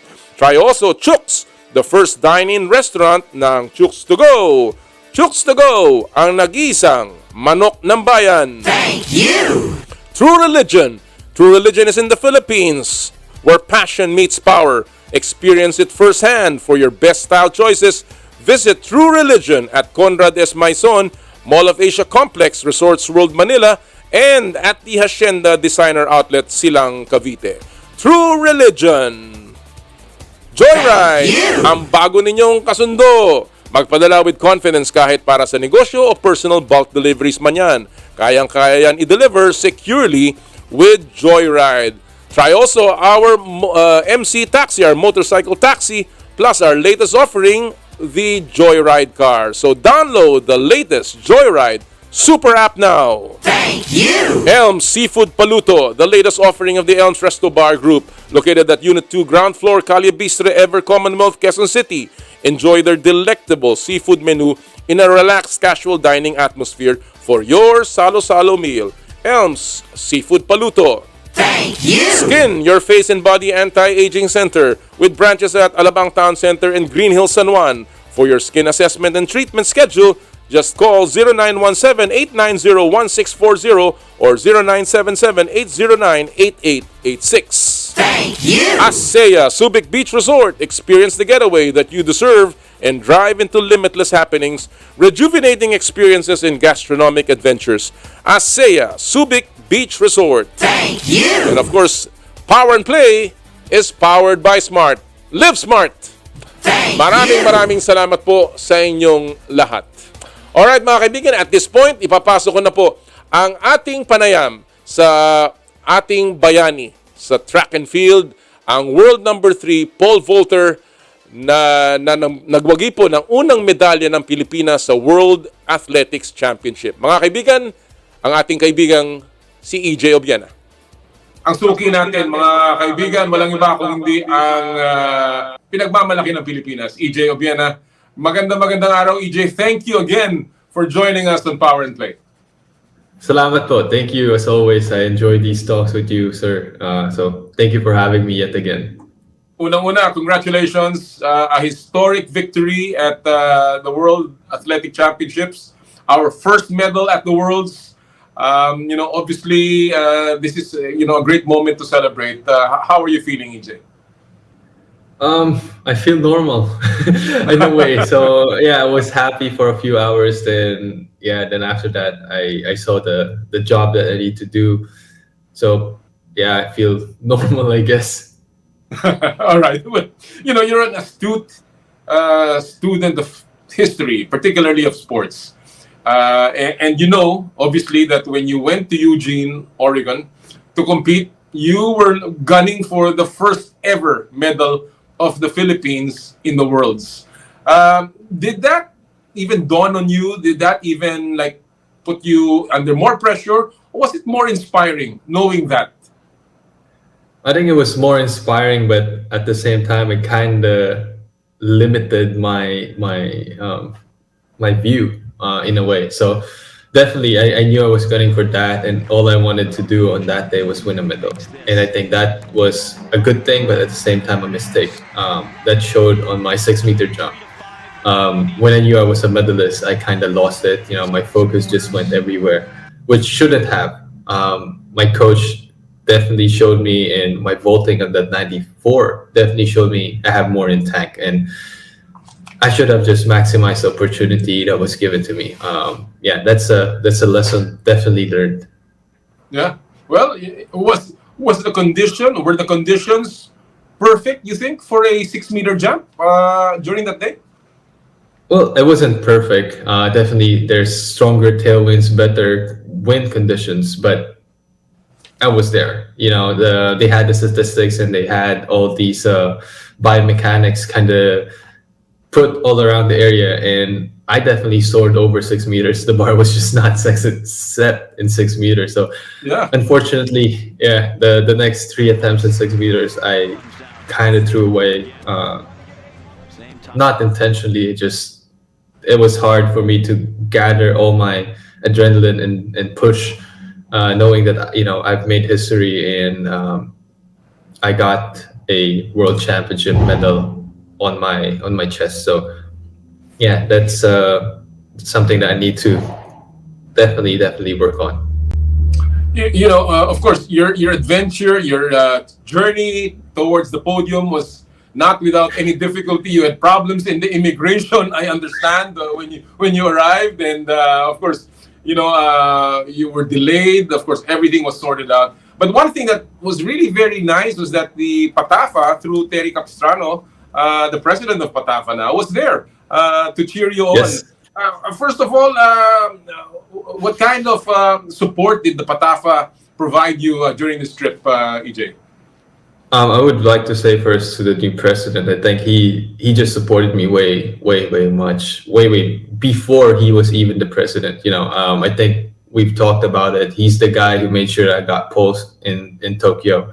So I have a good relationship with Mr. Terry Capistrano. But definitely as we have talked about, he has a bunch of things that I think he and I would need to kind of iron out, so that Patafa would be able to I don't even know, me and Patafa would be back on working terms, I guess. How important was it for the Patafa to be there, given all that you've been through with your NSA, the fact that they were there witnessing history and of course supporting you? How refreshing was that for you? It was a breath of fresh air seeing Mr. Terry Capistrano, definitely. The new Patafa president supporting me as an athlete is definitely just totally different vibe. And it wasn't a secret that he was also there in Tokyo, and he was also there, one of the people who was cheering me the most. And the good thing about Terry, he doesn't give you a lot of things to think about. That's his job, and he knows it, and he keeps Walang pressure. He doesn't whisper anything. He doesn't pressure you. He doesn't tell you anything about, hey, I'm gonna give you something, or walang mga extracurricular. Okay.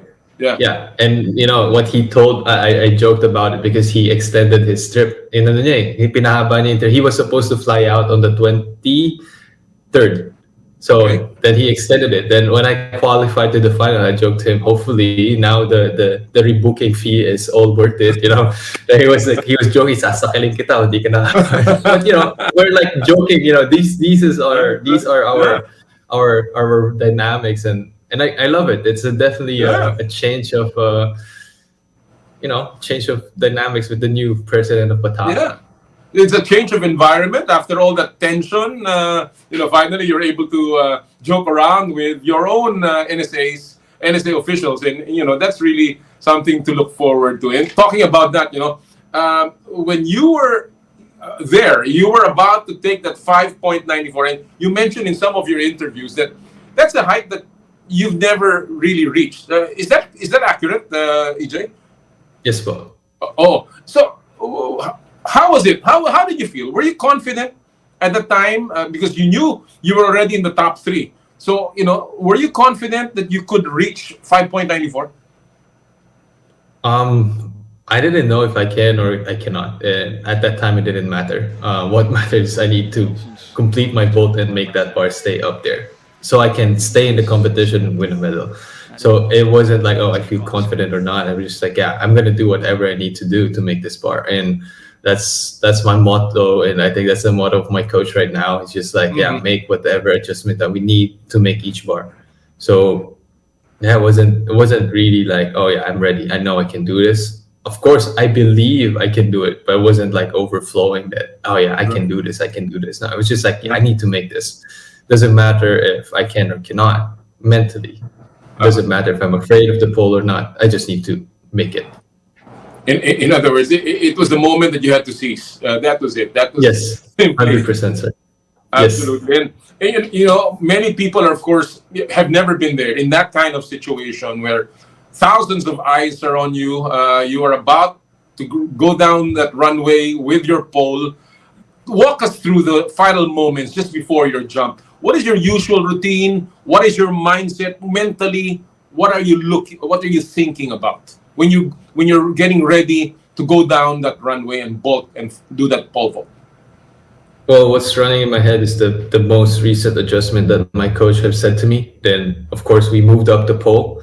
I was thinking, okay, this is a bigger pole. This is a pole that you haven't jumped this season, but you got this. That I'm just trying to see that. Then I'm looking at the wind sack, understanding the environment as well. It's like, okay, how's the wind? How is everything? Do I need to adjust my mark?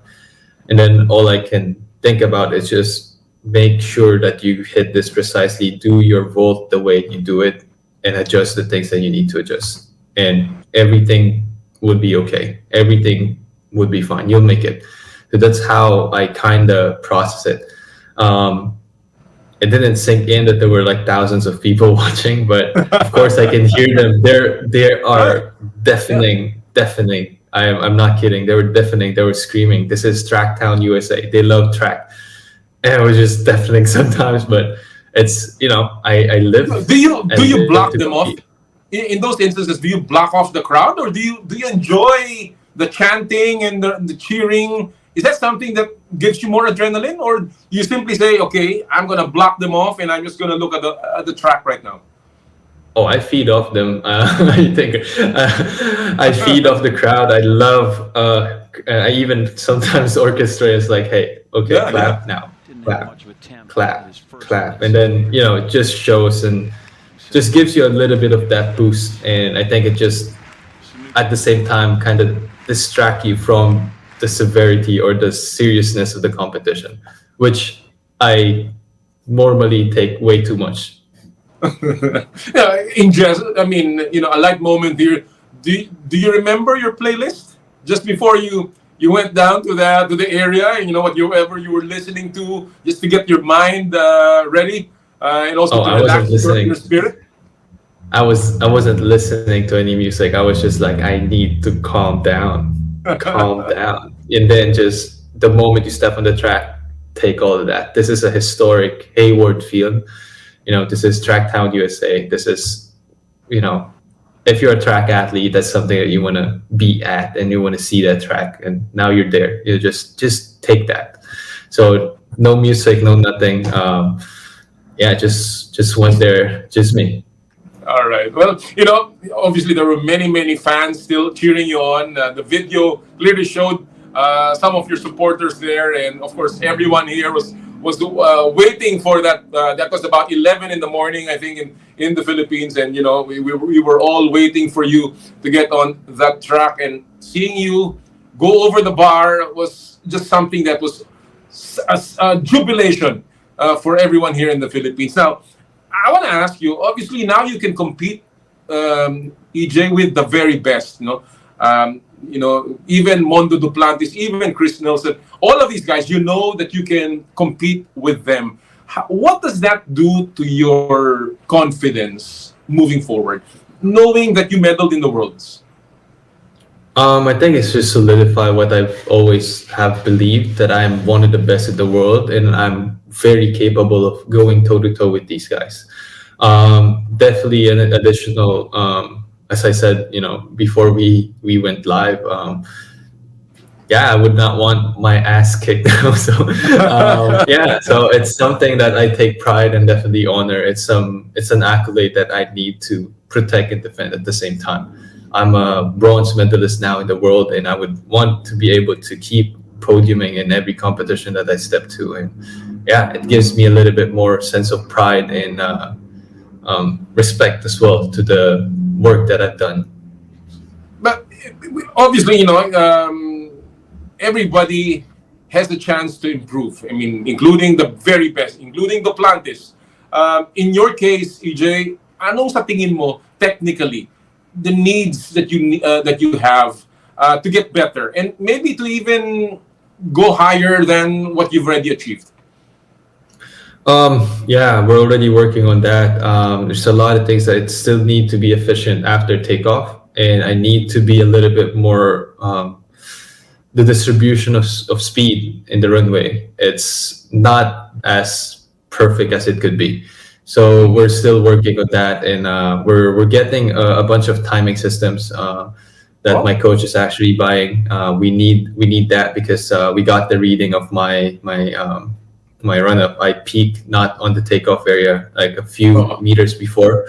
So we want to be able to adjust that and maximize that at the takeoff area. So that's something that he spends a couple of €1,000 to get that equipment. So I guess it's pretty important. I've been reading up on a lot of the new technology for sports, and part of it is smart clothing. A lot of the athletes now, they say you can actually win a gold digitally because many athletes can be coached digitally using what they call as smart clothing, putting sensors on every part of your body just to see exactly how your body is moving. Is this something that your team is looking at? As you said, you're buying something that is very expensive, but is that something that has become, have you heard about this? And is this something that you're probably going to be trying out in the future? I think my coach doesn't like a lot of technology. He does want to, to see the actual vault, and he doesn't also like just pictures, frames of the actual vault. He want to be able to see it, because in pole vault, every movement is connected to the next movement, and some of the mistakes that you've done on the previous would be a result to the next movement. So it's very tricky to do it, but definitely I think I've done that once or twice, one in Leverkusen and I think one in Philippines, when there was a UP student that was doing a thesis.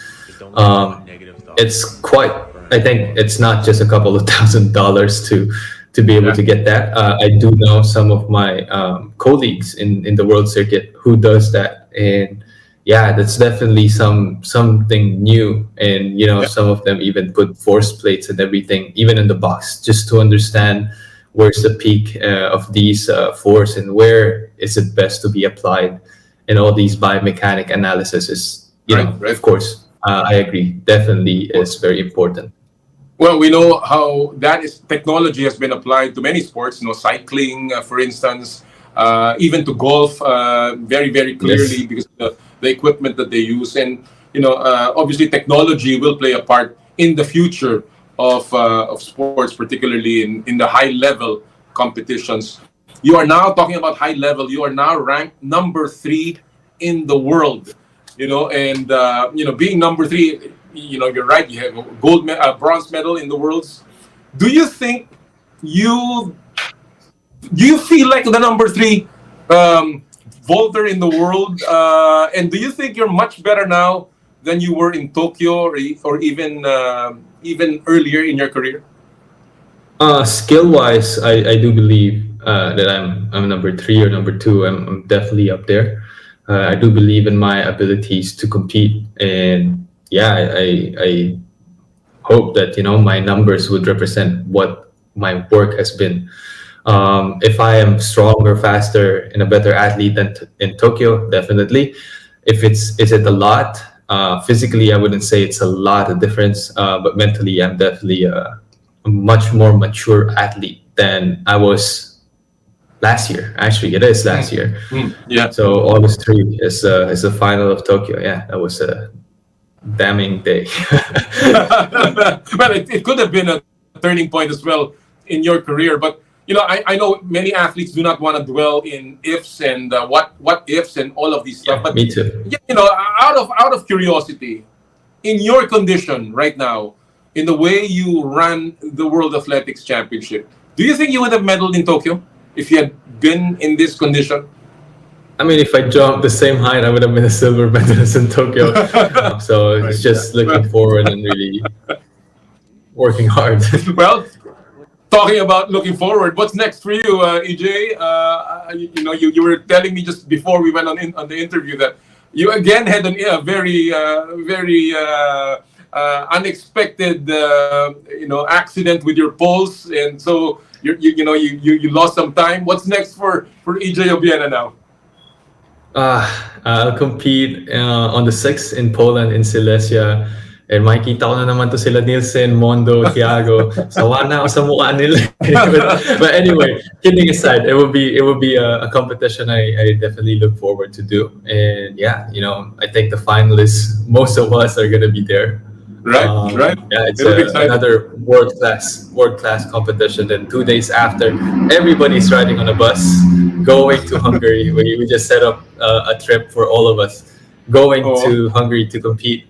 We have issues traveling with the pole, so let's just put it in one big car and everybody just jump on that car. Yeah. So. Hopefully, all the poles make it to the same destination as you are in that particular. We'll do. Fingers crossed on that. Now, in basketball, in many team competitions, coaches, and even I guess in horse racing, parang nirerendahan because sometimes, you're peaking too early. Coaches like to peak at the right time.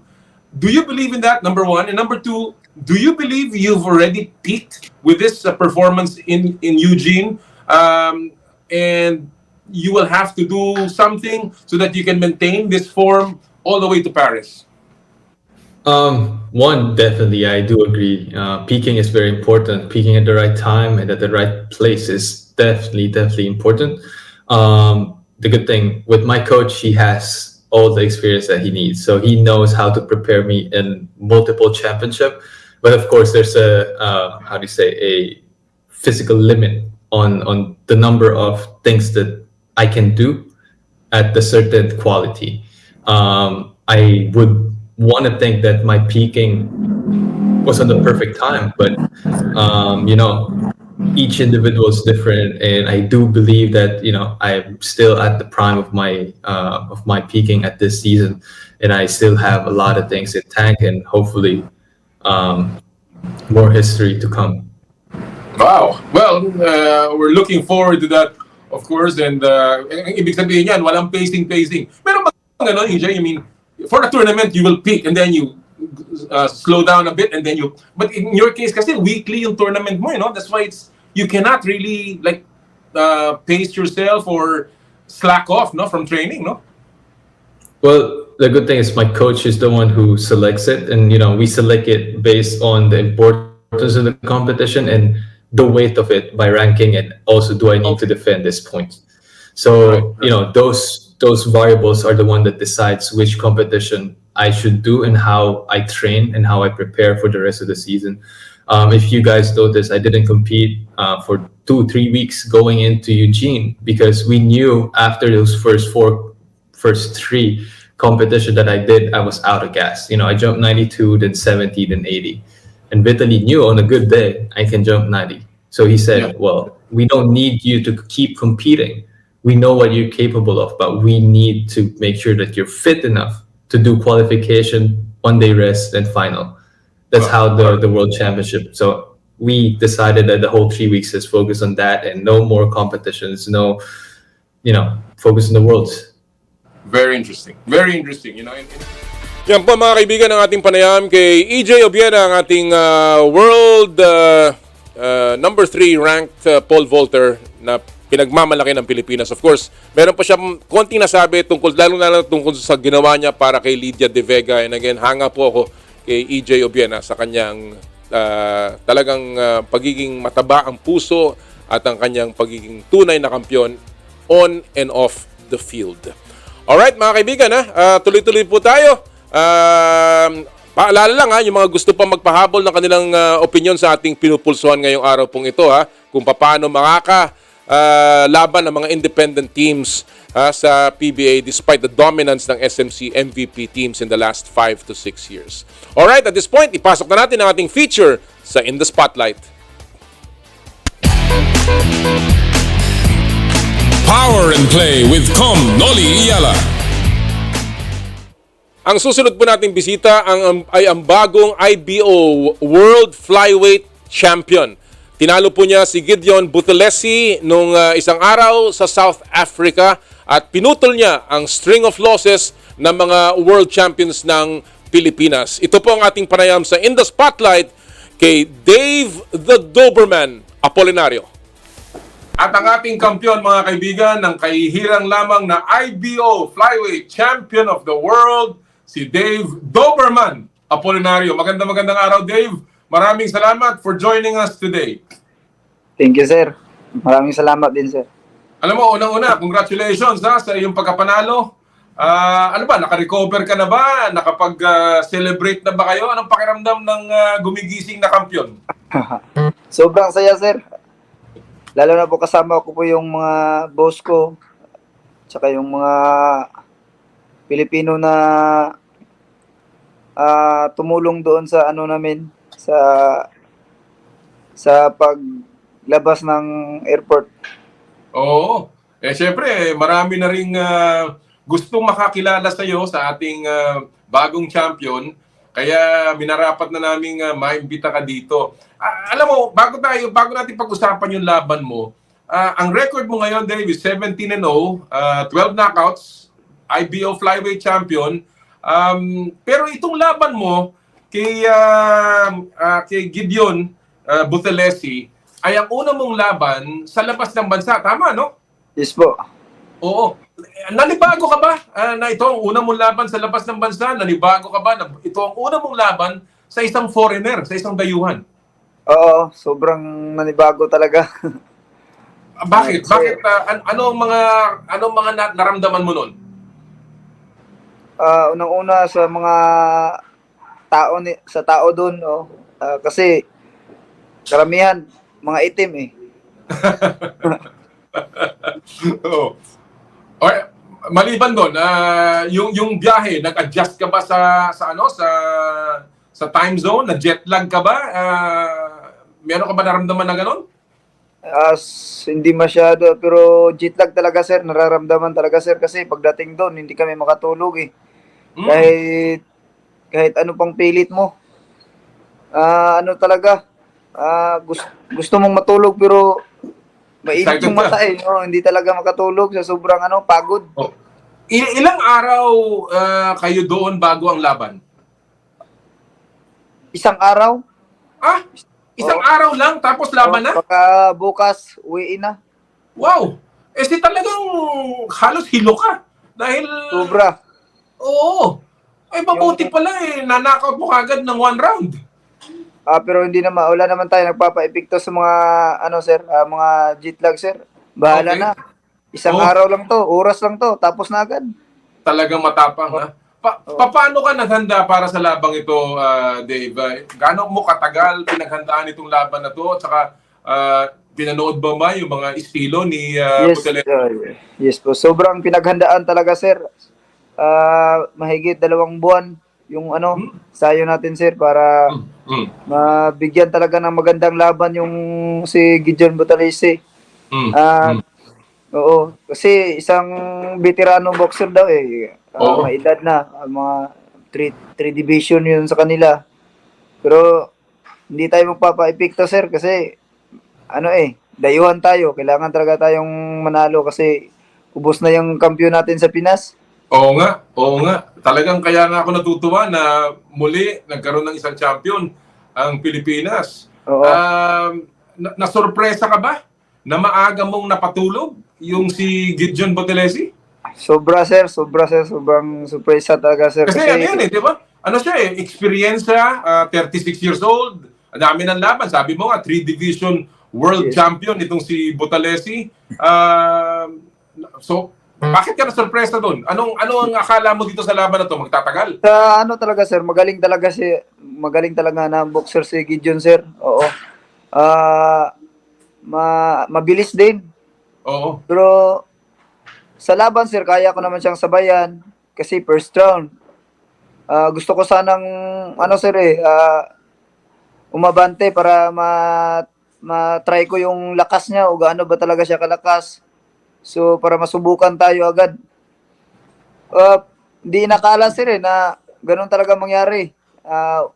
1-2 punch, tamaan talaga siya. Oo nga. Ano ang game plan ninyo? Ano ang fight strategy ninyo dito sa laban na to? Ang game plan talaga namin ng coach ko, sir, sabi ng trainer ko, first round, yung binabato niya na jab, tansyahin mo yung unang jab, pangalawang jab, tatlong jab kung malakas ba o hindi. Kung malakas yung jab niya, siyempre yung kasunod yun, malakas din talaga. Pero yung jab niya sir iba parang hindi niya tinutuloy parang pigil. Parang parang pick lang niya. Oo. Parang panukat lang, parang nanunukat lang. Ang plano talaga namin sir ay sabayan siya. Sabayan mo ng straight talaga yung jab para masira yung game plan niya sa akin. Yun talaga yung ko. So more of a counter puncher. Yes po. Oo. Okay. All right. In terms of scouting dito kay Butelesi, ano ba ang pagkakaalam niyo dito? Mabilis ba 'to? Ano ba ang kanyang suntok na iniiwasan ninyo? lahat naman ng suntok niya, sir, dapat talagang iwasan kasi maliit yung gloves title yung gloves. Baka ma-shock ka ba pag tama sa'yo? Baka kasi nasa huli talagang pagsisisi, sir, pag tapos ng laban. Tama. Okay. Mas mabuti talagang iwasan mo na lang lahat ng suntok niya, sir, kung pwede. Oo. Alright. Panoorin natin yung video clip Tapos tatanungin kita ng konti tungkol doon sa laban mo. Tingnan natin kung mapi-play natin dito. Kasi syempre, maraming interesado makita yung laban na to. Ito yung nangyari, tapos na no? Tapos na itong laban na to no? Tapos na, nagpapapicture na kayo dyan Siguro i-playback natin doon sa mismong laban. Ito, yung ini-introduce ka na. Tapos, unang-una, marami bang tao? Marami bang mga, ikaw ba na-intimidate ka doon sa mga kababayan? Marami, Oo. Siyempre, sila, ang kanilang sinusuportahan, yung kanilang kababayan. Opo. Oo. Okay. So i-play natin yung mismong laban ninyo ni Gideon Butelesi. Ito again mga kapatid medyo ito po ay video clip lamang ng ating team. Ito. Okay. Itong una sa simula. Ano 'yan? Sinusukat mo muna siya? Hindi, yun yung ano, sir, in advance ko yung pick ko. Baka mag-jab siya. Okay. Para makasabay agad ako ng straight. Mintras malapit pa yung ano niya, yung katawan niya. Malakas ba si Muntok? Hindi ko naman na-feel, sir, kasi iniwasan ko kasi. Feel ko malakas din talaga, sir. Alright. So yan, medyo yan nagsusukatan kayo. Yun, binitawan mo yung kaliwa mo. Alam natin, southpaw ka, no? Dave, no? Opo. Pero yung atake nitong si Gideon, meron ka bang nakikita na opening kagad? Meron na, sir. Kasi yung pag mag-jab siya, sir, nasa harap na yung kamay niya. At saka isa pa, maluwag lang yung depensa niya Kaya sinubukan ko sinabayan dyan, sir, sa ano na yan. Oo nga. Nagbitaw siya ng double jab, pero sumabay ka ng kanan, ano? Sa sarili mo. Ayun, pumupunta siya sa... Ayun, kaya malakas hindi na ako sir, hindi na ako ganong lumayo sa kanya. Nasa harap lang talaga ako para makuhaan ko talaga siya ng tamang distansya. Sinusubukan din niya pumunta sa bodega, no? Opo. Yun talaga yung ko, sir, matamaan ko body siya puncher. Body shot. Opo. Oo, body puncher. Okay. Ngayon, nakuha mo na yung distansya. Ayan, bumibigay ka na dito, Dave. Opo. At tila, parang huli mo na yung kanyang galaw, Ayun, binigyan mo ng 3. Feel ko kasi, sir, sa tingin ko, mas lamang ako sa kanya ng talaga, sir, footwork. Kasi, yung sinubukan kong pumasok, sir, na hindi siya umilag, sir, Nasa harap lang siya, kaya mabilis akong nakaabot sa niya, harap. Sa okay, ito, malapit-lapit na dito yung tama mo, Anong binitawan mo para bumaksak ka, Dave? Sir, yun talaga, sir, yung sit-up ko, jab talaga na matulis na jab talaga yung importante para matakot siyang sumabay, sir. Oo. Hindi siya sumabay pag matulis yung jab mo, Importante talaga yung jab. At this point, hindi pa siya tumatama ng solid sa'yo, no? Opo. Pero ikaw, nakatama ka na dyan. Yung mga jab natin, sir. Yung mga jab natin. Sa pool yun, Okay. Opo. Eto na yun, pinakawalan mo ng kaliwat kanan. Ano ang nagpatumba, Dave? Straight yan, sir. Straight kaliwa? Yes po. Oo, ayun, bumaksak, hindi na tumayo. At tuwang-tuwa kayo. Ayan, nakikita nyo naman yung celebration. Sir. Sobrang natuwa, sir, kasi first round lang yun, sir, Oo. Hindi. Alam mo, narinig ko pa dito, sabi mo, kulang pa. Kasi sobrang punong-puno ka pa ng energy, no? Kasi, sir, yung training natin, sir, mahaba-haba kasi, sir, yung training natin. So, sa sobrang confidence, sir, na hindi nakalang ganyang mangyayari, sir, first round lang.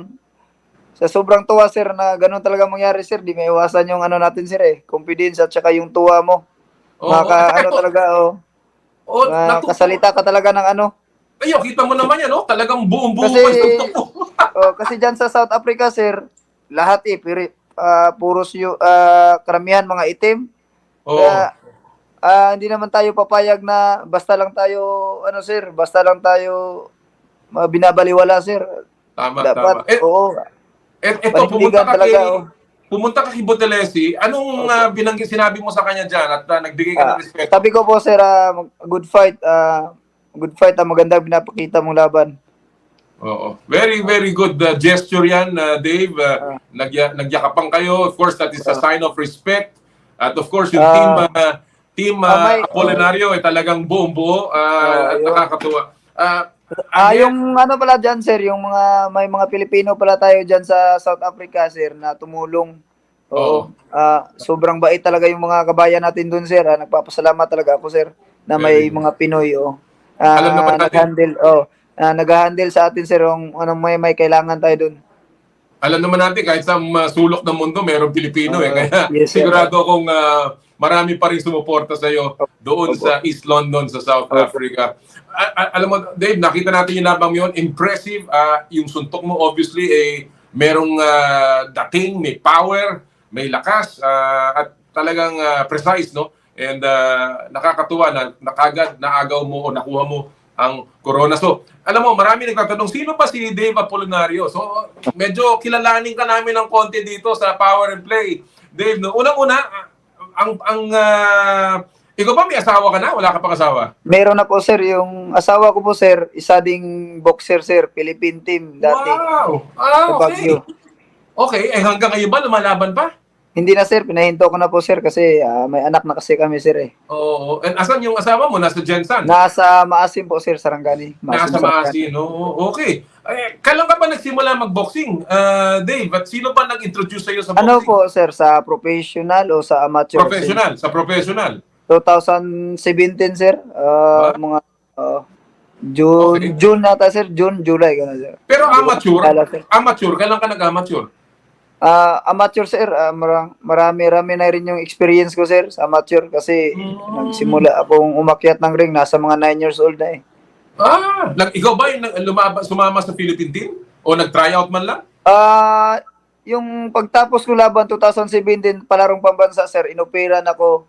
Pagkatapos laban ko sa palaro, nag-champion tayo doon sa Antiki, Albay. Okay. Inoperan ako ni Sir Chavez na magpunta ng Philippine team. Okay.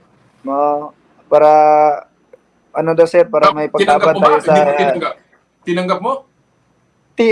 Pinag-isipan ko muna, sir, kasi may offer din ako dati. Nakauna kasi yung Sunman promotion talaga, sir, sa akin. Yung bago ako umalis ng palaro pambansa, naglaban muna ako sa Jinsan. Okay. So, sino talaga ang nag-introduce sa'yo sa boxing? Yung sir, yung dating trainer namin, sir, si Paul at saka si Roy. Yun silang dalawa, sir. Yun ang talagang kumuha sa'yo na mag-boxing? Yung kuya ko po, sir, si Paul. Si Paul. Okay. Very good. Alright. Obviously, ikaw ay taga Sarangani, ikaw ay taga Jensen. Yes. Malinaw na ang idolo mo siguro, si Manny Pacquiao. Sobra, sir, sobra. Talaga, sir, number 1 pantay dyan, sir. Ano bang inspirasyon ni Senador Manny na naibigay siya dito sa iyong career at ngayon ay pagiging kampiyon mo? Sir, sobrang saya, sir, na kasi dati amateur pa tayo. So, pangarap lang natin yung dati. Unang pangarap ko, sir, yung mga Asia lang, sir, Yung mga lang. So, ngayon, sir, sobrang saya, sir, kasi na world title na tayo, sir. Na hindi ko speak kung anong saya nararamdaman ko ngayon, sir. Lalo na sa mga... Alright. In terms naman sa pamilya mo, alam na, nabasa ko na itong laban na ito ay idinededicate mo sa iyong yumaong ina na noong about 3 months ago lang yata nang yumaon siya, no? Again, kamusta naging suporta ng iyong pamilya, ng iyong ina, of course, ng iyong misis sa iyong career? Yung pagtapos laban ko, sir, tumawag yung misis ko, sir. Sobrang saya daw yung mga kapatid ko, yung papa ko. Sobrang saya. So, kahit wala si mama, sir, alam ko talagang masaya siya, sir. Kaya, sa kanya itong laban na to, Kasi, bago siya mawala, sir, sabi siya sa akin na pagpatuloy mo yung ano mo, career mo para matulungan mo yung mga kapatid ko, yung mga pamilya ko, sir. Yun yung sabi niya sa akin, sir. Well, bata ka pa. Bata ka pa, Dave. 23 years old. Marami ka pa talagang tatahaking landas bilang kampiyon at sana nga ay manatili ka na matagal. Bago ko iwanan yung mga tanong tungkol sa personal mo, bakit Doberman? Bakit ang naging nickname mo ay Doberman? Kasi ano, sir, yung amateur boxer kasi daw ako, sir. Madalas kasi akong lumalaban ng mga national, sir, katulad ng mga Batang Pinoy, Pacman Cup, PNG, palarong pambansa, mga ABAP dati, sir. Paragi akong lumalaban dyan, sir, mga national. Kaya sabi ng mga boss ko, sir, kaya Doberman tawag na sa akin kasi pag lumalaban daw ako dati ng amateur, palagi daw ako mag-gold. At saka sugod na sugod. Takot yung mga ibang ano ko, sir, kalaban. Amateur. Kaya Doberman yung tawag. Sabi ko, akala ko tumatahol ka bago ka lumabang. Alright. Dave, alam mo, nagkakasayahan tayo dahil of course, hindi lang sa iyong napakagandang karangalan na ibinigay sa bansa. Of course, karangalan para sa pamilya mo, ang iyong pagiging world champion. Pero dahil din pinutol mo yung sunod-sunod na mga talo ng Pilipino sa international stage na lahat ng ating mga kampiyon mula kay Mark Magsayo, Nonito Donaire, Jerwin Angcaha, si Mark Cuarto, kahit nga si John Rel Casimiro nawalan din ng titulo, Donnie Nietes, no? Ano ang kahalagahan nito na ikaw nga pumutol ng string of losses at ikaw muli ang nagbigay ng karangalan sa ating bansa? Yan yung una kong iniisip, sir, kahit paalis pa kami, sir. Iniisip ko talaga na paghiganti natin yung mga sir, mga kababayan nating Pinoy na lumaban na natalo. Sana manalo talaga tayo nitong laban na to para may i-represent naman tayo sa Pilipinas. Well, talagang na-represent mo talaga. Sir, awa ng Panginoon, sir, binigay yung natin, sir, yung healing natin. Pinakita mo ulit na ang Pilipino ay talaga mahusay pagdating sa boxing. Alam mo, although of course may mga ibang kritiko, hindi naman kritiko pero mga nakakapuna, no? David, gusto kong tanungin ka dito, no? Na yun daw IBO, World Championship ay hindi legitimate o major title at para daw kilalanin talaga bilang isang kampiyon ng mundo, kailangan doon sa 4 na major bodies ng boxing, no? Yung IBF, WBA, WBO, and WBC. Anong masasabi mo tungkol doon? Wala naman akong sir, wala naman akong problema kahit ano pa, sir. Basta kasi nakita ko lang, sir, yung dati, yung lumaban si Manny kay Hatton, IBO din yun, sir, world, sir. Kaya kahit sir, basta pangalan natin world dito, okay na, sir. Walang problema yan, kahit ano pang sabihin nila. Importante, sir. Importante talaga to, sir. Nakuha natin, may balik pa. Meron kang belt, meron kang sinturon, nagsasabing. Wala na problema yan, kahit ano-ano pa yan, sir. Well, alam mo. Yan po mga kaibigan ng panayam natin kay Dave Doberman Apolinario. Sabi nga niya, wala akong pakialam kung anong itawag niyo sa akin. IBF, basta ang importante siya ay world champion. At mahalaga po na ipagbunyi natin ang kanyang panalo, selebrasyon ng isa na namang bayani sa mundo ng boxing. Maraming salamat kay Dave. Of course, mga kaibigan, yung ating pong pinupulsuhan, medyo naubusan tayo ng oras dito. Marami po tayong nagpadala sa Facebook, sa Twitter. Gusto ko lang pong basahin yung ating pong napiling dalawang nanalo. Unang-una po ay galing kay Caio Faustino. Sabi niya, good morning, Kom Noli. Number 1, strict implementation of salary cap. Ayan, if the PBA cannot implement the salary cap, abolish the unrestricted free agency. Number 3, no more unfair trades, no more farm teams, etc., etc. And add more legitimate expansion teams to balance the power. Congratulations, Caio Faustino. At yung sumunod po na nanalo ay mula kay Thor Corgi. Ang sabi naman niya, P, prohibit. B, buyout of and A, asset player from independent teams. Kom Noli. For us PBA fans to get more excitement in every PBA game. Agreement from all PBA clubs na ipagbawal ang trades from independent franchises. Naku, talagang ang dami pong opinion tungkol dito. Sana kahit papano ay lumakas ang ating mga independent teams sa PBA. Alright mga kaibigan, that'll do it for us this Saturday. Marami pong salamat sa inyong pagsubaybay sa amin. At sama-sama po ulit tayo next Saturday. Lagi po namin sinasabi dito po sa Power and Play, tuwing Sabado, bawal ang masungit. At sa lahat po ng ating gawain, ad maiorem Dei gloriam, all for the greater glory of God. Kami po ang 1PH Teleserbisyo para sa Pilipino. Susunod na po ang inay ko po. Happy Sports Weekend mga kapatid! More power, more play! Power and Play with Kom Noli Eala.